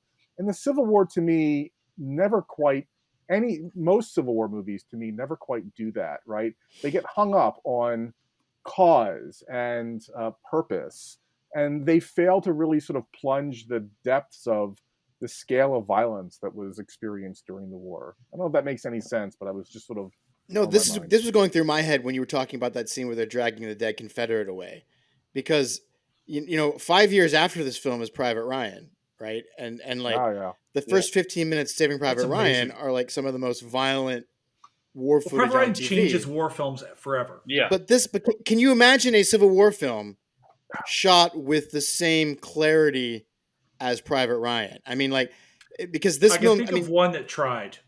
That scene in Glory, the very beginning, where they're and he says, "For God's sake, men, advance," and turns around and gets shot in the face. Yeah. But honestly, that's what Gettysburg should have looked like. And what you can even see it at the end of it, because I picked up on this again when I was watching it, and this is just a probably a filming / technology issue, but at the end of the Pickett's Charge, right, when it becomes a hand-to-hand fight, you can tell, because it's reenactors running around, they can't actually stab each other with bayonets. So it's this weird like throng where it's like they're kind of like trying to get into a concert together, but there's no violence in it because they literally can't like stab each other. And so it's again, like, the Civil War was an incredibly violent event, and even when people are killed from the artillery shells bursting or whatever, they're just they're jumping up in the air and they're rolling around on the ground. But the violence and the grotesqueness of it, I think, is completely lacking from the movie, and that does its own job of sort of mythologizing the whole sort of thing. Yeah. Kind of drawing a parallel between what you're saying, Waitman, and you, Jason, with Saving Private Ryan and kind of sanitization of Civil War violence on film. The rest of the movie for me is kind of questionable. But like Cold Mountain, like the introductory scene in Cold Mountain when they're fighting in the crater, and just kind of the complete chaos of what's going on. Of course, the scene's much shorter than it is in Saving Private Ryan, but the brutality of it, especially, I mean, and Kevin, you wrote a book about it. So, of course, you can speak to this as well if you'd like, but I think that the violences depicted in early scenes of Cold Mountain are some of the most horrific I've seen on film. Yeah, I would agree with that. I think also that comes from two other spots here, which is, one, the film was originally planned to be a television network special, a series of them. So you have a certain level of like what you are making on a miniseries versus a big. Also, I just don't think that Ronald Maxwell is a good director. No, I don't think he's got the technical chops to pull this film off. Right? I agree. I made the mistake of buying Christopher Nolan is shot at a Civil War film. See what happens. I got the director's cut on Amazon. It's horrible. Yeah, like the cut scenes are like, I don't know if you've seen it, but when Buford and his guys are coming into Gettysburg. The civilians. Oh, it's so bad. I was visibly cringing. Like the dialogue is just like horrendously bad. Well, it's kind of funny because there's I remember, and again, I hate to bring this up. I'm sorry, Jason, but at one point there's this old dude who's like, "There's Yankees everywhere," and like, of course that scene got cut, but they plugged it into Gods and Generals because, like, well, we couldn't use this last time, so I guess we'll stick it in this one. It's like a Star Trek movie reusing its scenes over and over again. If you're watching this, if somebody's watching this and they're thinking about the director's cut, don't do it. Just remember, you will never get those hours back. You never get your hours. Like, we're doing you a favor. This, it's just this pod's going to run choices. 2 hours, and it's still, we're still saving you time. Well, I mean, the Pickett's Charge, section of the movie lasts, I think, longer than actual Pickett's Charge. It's awful. Because actual Pickett's Charge was like less than an hour, and so like, which of course wasn't even close to the largest assault by Lee during the war. Which was Lee's first assault in the spring of '62 includes 40,000 men. Oh goodness. Mm-hmm. Right. 40,000. Again, All right, I 15,000. maybe I want to float this idea by you. I feel like if you want to, we're not trying to glorify brutality here, but showing the brutality and the visceral nature of this war, right, goes a long way in the storytelling of the war. This was a war which people did not like each other. We sometimes it gets glorified, oh, it's brother versus brother or whatever, right? People hated each other and exacted like God forbid we ever see Fort Pillow on screen, right? Well, I mean, Maybe you show this. Fun fact is Pickett, after he gets his unit destroyed and gets given another one, actually ends up murdering 22 Union POWs, captured prisoners, to the extent that he has to flee to Canada because he's afraid of being convicted as being a war criminal. And then he has to get a personal assurance from Grant that he's not going to be prosecuted before he comes back. So, like, yeah, exactly what you're saying. These are not necessarily great guys. It's tough, Jason. I mean, the point you're making here. I mean, you visit a place like Gettysburg, and look, you can spend your day. You can have a picnic on Pickett's Charge, right? I mean, these are manicured grounds. You have to look hard for the brutality of war at any Civil War battlefield, right? I mean, that's why, of course, we value the National Park Service, right? Do we? For the work that they do. Well, I hope we do, but I do. I also think it speaks to the extent to which what you might call American exceptionalism sort of clouds our understanding of our own war. I mean, we place gift shops on Civil War battlefields, right? Can you imagine, the gift shop that's going to one day appear on, the Battle of Fallujah, the battlefield in Fallujah, right? Or any, think of any number of other countries that have experienced civil wars. It's hard to imagine, other countries kind of, commemorating their bloody civil wars the way we do, right? I mean, we've glamorized it. We glorify violence. You can buy stickers We've for your saved Tumblr, more. right? This is from a National Park Service friend of mine, and I quote him all the time on social media. We have saved more battlefield land in this country, he argues, than every country in the history of the world. I mean, what does that tell us about how we think of ourselves as Americans in terms of what we choose to preserve? The only way to save the Amazon is to fight the Brazilians. I mean, I will say in closing, one movie I think that does get at what you're sort of pointing to here is Ride with the Devil. Ang Lee's Ride with the Devil. I think that movie. That's come up a few times. We need to do that. That's a movie I think to look at, because I think that actually does a good job of getting at the sort of the sort of emotion, the hatred that you are, interested in here, right? And sort of the violence that comes out of these close relationships between, these small communities out, in the West, right? Yeah. In Missouri, right? And sort of the bushwhacking and Quantrill and all of that, right? That's a movie to watch, I think. I love that movie. Yeah, the other option on the held up line is Josie Wales, but holy God, is that a lost cause narrative? Yeah. Rich, I want to ask you, even though you work for the national parks, what are people saying when they come into the parks? Are there popular conceptions about the memory of this battle and of the war as people are encountering you? And I say this in all seriousness now, because you guys are doing such an amazing job trying to tell these stories. Chris, obviously, over at Reconstruction Era National Park. When people come in, are you noticing a common preconceived notion when you encounter guests at the parks, either people from Americans or people visiting from out of the country? What's that like? What's the memory of this battle? Real quick, just to clarify, and you can cut this if you have to, but I don't work at Gettysburg. I work at Catoctin Mountain Park, which is about 25 minutes south. So I don't really get to talk about this on a daily basis as I would love to.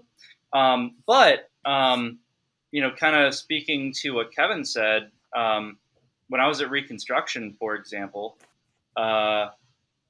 you never really knew what kind of conversation was going to walk in the door, and really when you were discussing, say, and we, oddly enough, in South Carolina, I end up talking about Gettysburg with people more often than not. I don't know why. Because when people think of the Civil War, they think Gettysburg, or they maybe think Absolutely. Antietam or Manassas, you name it. But often I wouldn't get into these conversations with people about the American Civil War, and say using a place like Gettysburg as a case example. You know, when I did, and when we got into these conversations about what the war was actually about, I think a lot of people never really thought about that in particular. And using kind of Reconstruction too is like I guess a hinge case. Like I would talk to them about why did this shooting start in the first place, and what happens after it's done. These are the two questions that I always pose to people when they want to get into a conversation like this. And of course, that opens the floor to a whole gamut of different things. But of course, that opens the floor for talking about slavery. That opens the floor for talking about what happens when slavery is finally abolished in the wake of the American Civil War. I hope that makes some sense. I don't, like I said, I don't really get to have this conversation as much at Catoctin, although sometimes I will introduce it, because you do get a lot of people who come in, and often it's for, camping, hiking, you name it, more recreational than not. But they also ask about the history of the site, and me being kind of the resident history nerd, I get to bring that up, and we have a lot of connections to the Gettysburg campaign, because the armies that are engaged in this fight here on Gettysburg battlefield are marching in the shadow of Catoctin Mountain. They're engaging with, like they would in Adams County, people who are enslaved in Frederick County, Maryland. And so again, like I said earlier, that whole idea of the war, kind of the whole meaning of the war coming to fruition in this one small geographic region, it can be tied to even just those two counties between Maryland and Pennsylvania and across the Mason-Dixon line. Yeah. I had initially planned on asking about Shelby Foote, but I don't want to talk about Shelby Foote anymore. We can leave him out of this. Guys, don't read Shelby Foote. As we're kind of working our way towards a close here, I'd like to ask you guys, and this is a kink I want to throw into the system here. I want a Civil War book from each of you and a Civil War film. However, if someone grabs your Civil War book or film before you do, you must in turn replace it with a new film. In other words, you can't all say how much you love Gettysburg or Gods and Generals or whatever Civil War film might be out there. So we're going to go in the alphabetical order of choosing. Waitman. No, don't go me first. I'm the only person who's not a Civil War historian. It's like really mean. This is your chance, man. All right, I'm gonna go back to Rich then. Rich, hit me. Give me a Civil War book and a film. What do you like? My first round pick. So my favorite film, of course, is Glory, and you've already covered this one. We have. Yes, Kevin. I've listened to it. Sorry. Rub it in, Jason. I'm so sorry. Glory still stands as my favorite Civil War film of all time. Do I have to give my backup as well? Yeah, sure. Go ahead. You give us two. And not just because you said it, but Ride with the Devil. But the number two can be used as someone's number one. I'll say that. Oh, all right. Ride with the Devil. All right. Is probably my second. As far as the Civil War, are we talking nonfiction or fiction? Anything you want. A Civil War book. Okay. So right now, what do you like? I'm sitting right next to me. Oh. And it's a little bit newer. Cumby. Oh, that's literally what my laptop is sitting on right now. It's a great book. Honestly, so reading. Edda was on the pod. Huh? Edda has been on the pod. She came on to do Harriet. Love it. Edda Fields Black. She's amazing. She's a badass. So, and she's a fellow Yinzer. So, she as I was working at Reconstruction, of course, there's corresponding between her and Chris, and I was involved in some conversations as this was being produced. And I think it's one of the finest pieces of literature on the Civil War in the southeast region of the United States. Hold up to the camera so everybody can see it up for the YouTube page. Yes. There you go. Beautiful. All right. So I agree. You know, like a lot of people for a long time had gone to, I think, rehearsal for Reconstruction from Willie Lee Rose. That was kind of like the book to go to if you wanted to know about the Civil War, Reconstruction in the South Carolina Low Country. Etta does that and so much more. I mean, they deep dive into pension records of people who were emancipated on the Combahee River in June of 1863. So this is my favorite book, my favorite history book. It's beautiful work. I haven't gotten all the way through it, but it's such a personal film. I held off sending my Shaw manuscript to the publisher so I could take a look at that book. Really, it's dynamite. Yeah, she's lovely. All right, Waitman, would it be okay if Kevin goes next? I'm ready now. Are you ready? Okay. I don't. Take it away. I got to make sure that mine doesn't get taken because I'll be stuck holding the bag as the. Surprised this guy's actually. That's surprised he's still awake. First, I'll be the token guy. So no, okay. So, I mean, this is again, you're getting me as just someone who is not an expert in this field, but I've always thought that Battle Cry Freedom is a great book on the Civil War.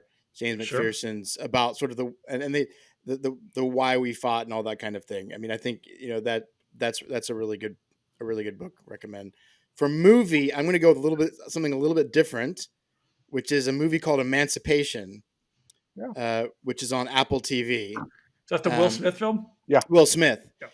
But it's also great because one of the things that he does in that movie is he is literally one of these people that Kevin has already talked about, one of these enslaved Americans who has to fight or has to work with the Confederate Army and work for rather slave labor for the Confederate Army. So it's a really good film, I think, because it shows it's kind of like 12 Years a Slave meets Glory meets Gettysburg. I mean, it's combining these things in a way that I think is really poignant, but in a way that many people haven't been exposed to. So I think that was a good one. I think Emancipation, I thought it was great. And it's one of the few times you actually see USCTs portrayed on film. Right? Yeah. Like that and Glory are kind of the two that come to mind for me. Well, we need to get that we need to get that either on the pod then or on the HHTM schedule, Sunday night schedule at some point in time then. So, Kevin, your picks, sir. The first one, I'll give you two. I mean, the first one, in terms of movies, some may be surprised that I say this, but Gone with the Wind. For a number of reasons. I mean, most people know me as someone who's interested in Civil War memory, the study of sort of how Americans have remembered the war. And, for me, Gone with the Wind, its scope, it does so much in terms of, it helps. I can't think of another movie that does a better job of sort of laying out, the lost cause, so many sort of myths about the Civil War. But the acting is great, I think. I can't tell you how many times I've seen it. I used to teach it when I was in the classroom. As an example of sort of Civil War memory. Is there a danger though, Kevin, in this film? There are a lot of dangers. Buying this film in. Oh, no question. If they watch it and it's not curated. Absolutely. I mean, I don't think it's unfortunate. You can certainly watch it for its entertainment value, but I mean, obviously, you're speaking to the real problems with the movie, right? I mean, it is its portrayal of history is, it's racist in so many ways, right? You don't need me to spell it out, but I still think it's just, it's the most important Civil War movie out there in terms of trying to understand why we are still debating the lost cause today, why we still have the kinds of conversations that we have about the American Civil War. I mean, you have to watch that movie. You have to read the Margaret Mitchell's book to understand that. It was just, it was a key moment in American cultural history. And then more recently, Lincoln, Daniel Day-Lewis. I just, I get lost in his in his performance every time. Where was he from? Lincoln? I can't recall. Right. But go Somewhere on. out there, Yes. somewhere Sorry. out in the But The that's, to West. me, I just love that movie for so many different reasons. As far as a book, the book that changed my life, the reason I do what I do today, is because of David Blight's book Race and Reunion, which came out, I think, in 2001. I was just sort of a couple years into reading about the Civil War, um, but I had never really thought about sort of memory and history. Um, and that book just sent me down a new trajectory entirely. That you can, his writing, the scope of that book.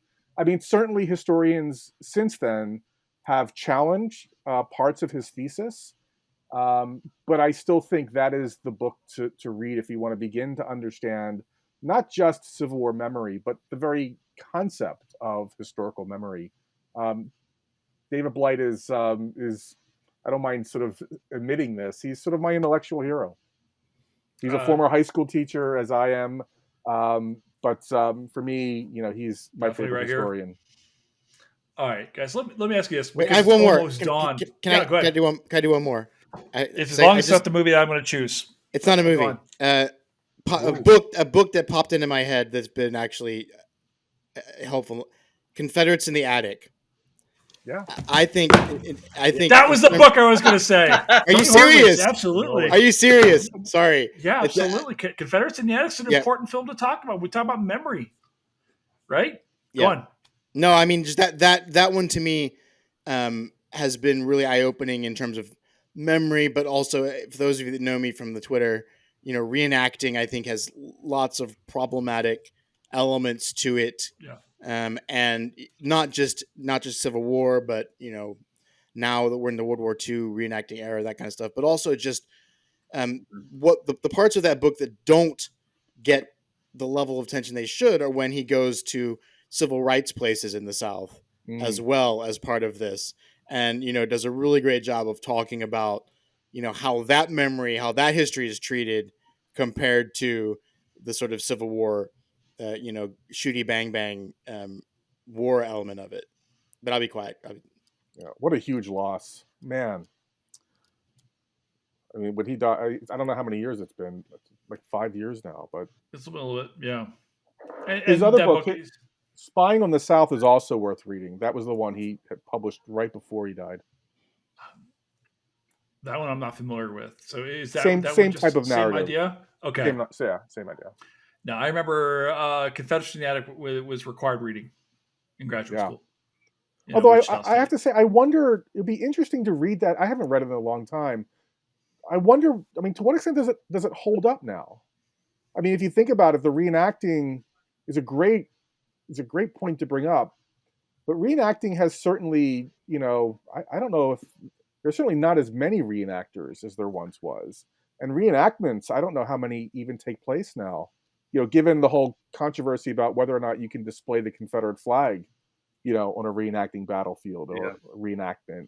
No, the numbers seem to have gone down, the interest in that. And maybe that's the thing as far as we're just gradually moving towards something else or moving away from the war long term. And people and the lost now we cause. have more Nazi reenactors, so it's kind of like lose. I think it looks a lot different now too. I mean, if we're talking about quote unquote reenactments, it comes in more so in the form of living histories like national park sites and historic sites where you might see a small contingent of people that are camping out and doing an educational program as opposed to, standing at the far edge of a field and pew-pewing at each other, for a whole day. So I think it just looks different now. Yeah. I mean, certainly the lost cause generally, it certainly doesn't have the same kind of influence that it did when he wrote Confederates in the Attic. I think that's safe to say. But it'd be interesting to read through it just to get a sense of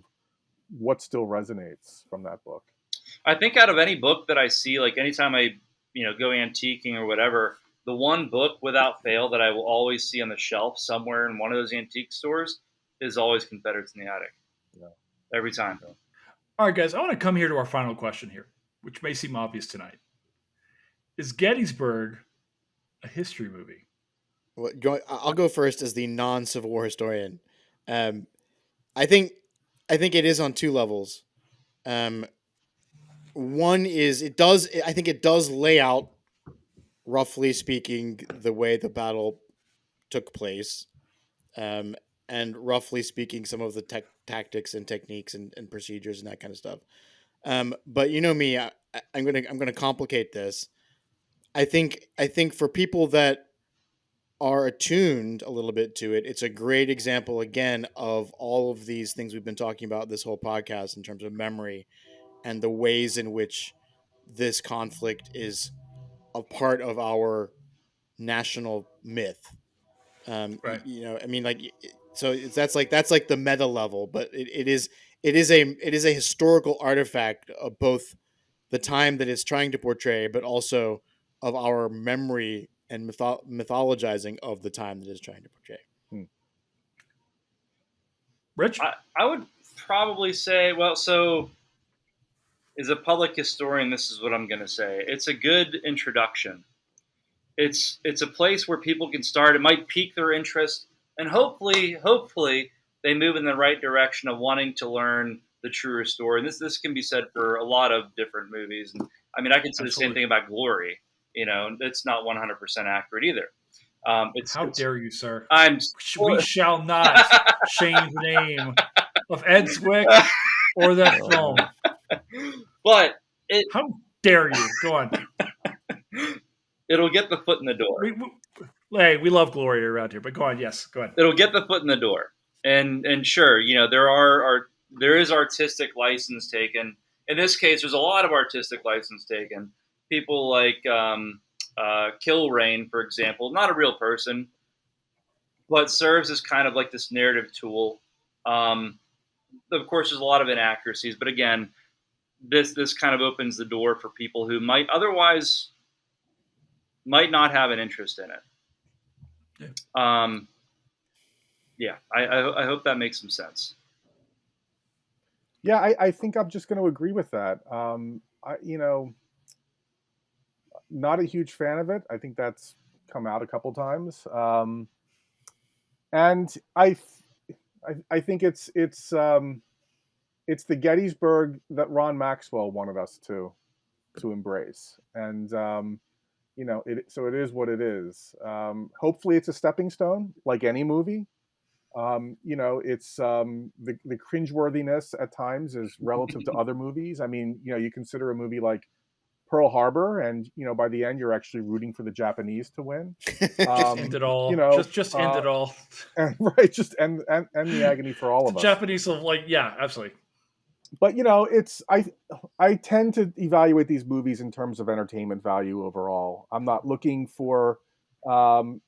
looking for historical accuracy in movies any more than perhaps I'm looking for accuracy in a movie about a doctor or a lawyer. I want to sort of forget my life for however long I'm in the theater or in front of the television. And if a movie does that, I'm good to go. But it is what it is. I'll leave it at that. I think that's kind of perfect. Gettysburg, it is what it is. Brought to you by Jason, Kevin, Waitman, and Rich. What is this? We have no idea. All right. Amazingly, oftentimes on this pod, we will go longer than the film itself. For Waitman's sake, we're not going to because it's already dawn in England, I'm sure, by now. That's right. Can I guys, thing before we cut it off? Okay, so no, Waitman has to stay.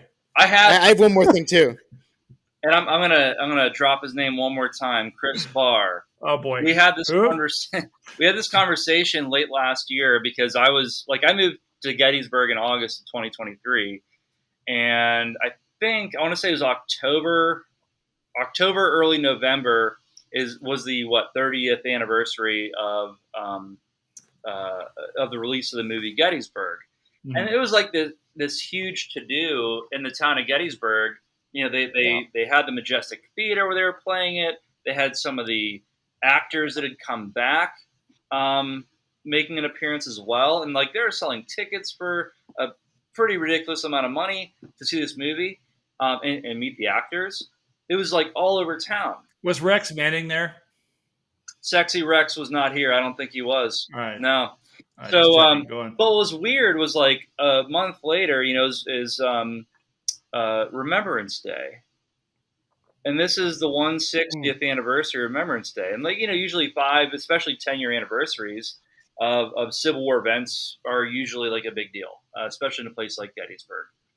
But I felt like the movie Gettysburg probably carried a little bit more weight in this town than the reading of Abraham Lincoln's Gettysburg Address and the events around it, which that says a lot to me. Yeah. And my thing is just this, and hopefully because of what you're doing with this podcast, we're going to get noticed. So we have a band of brothers about the airborne guys in World War II. We have a Masters of the Air about the pilots in World War II. We have a Pacific about the Marines. Let's leave World War II and have something like the 20th Maine, except a Band of Brothers style documentary, or the Colored Troops, or this would be an amazing way to actually fight some of this sort of mythologized, soft focus Civil War history by really being able to dig into it in the same way that has been done in those other series that I've mentioned. And I think, if anything, it's interesting to see the Gettysburg and then 5 years later, the Private Ryan. And Private Ryan is really 15 minutes of a really cool movie and then a shitty movie after that. But imagine if we had that kind of treatment for the Civil War, or maybe the United States just isn't ready for it. I'm in. Sign me up.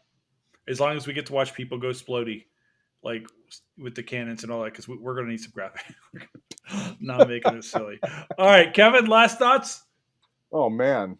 Thanks for having me on this. I mean, this was a great time doing this. And thank you for what you do with this podcast. I think it's important. I think the more that, I've said this now going on for 20 years, when I first started blogging, the more historians who engage in social media, the better, the more people you're going to reach. And, you can begin to sort of provide people with, reliable sources online. I think it's so important. Well, guys, thank you so much. I know it's late. I know we started late. We can all blame Rich for doing this, but this was awesome. Let's come back and let's do something else, something uplifting, something, I don't know. We'll do the Bad News Bears. I don't know. We'll do something else. So, guys, thank you so much for being here tonight. This was great. Thanks for having me. Thanks so much.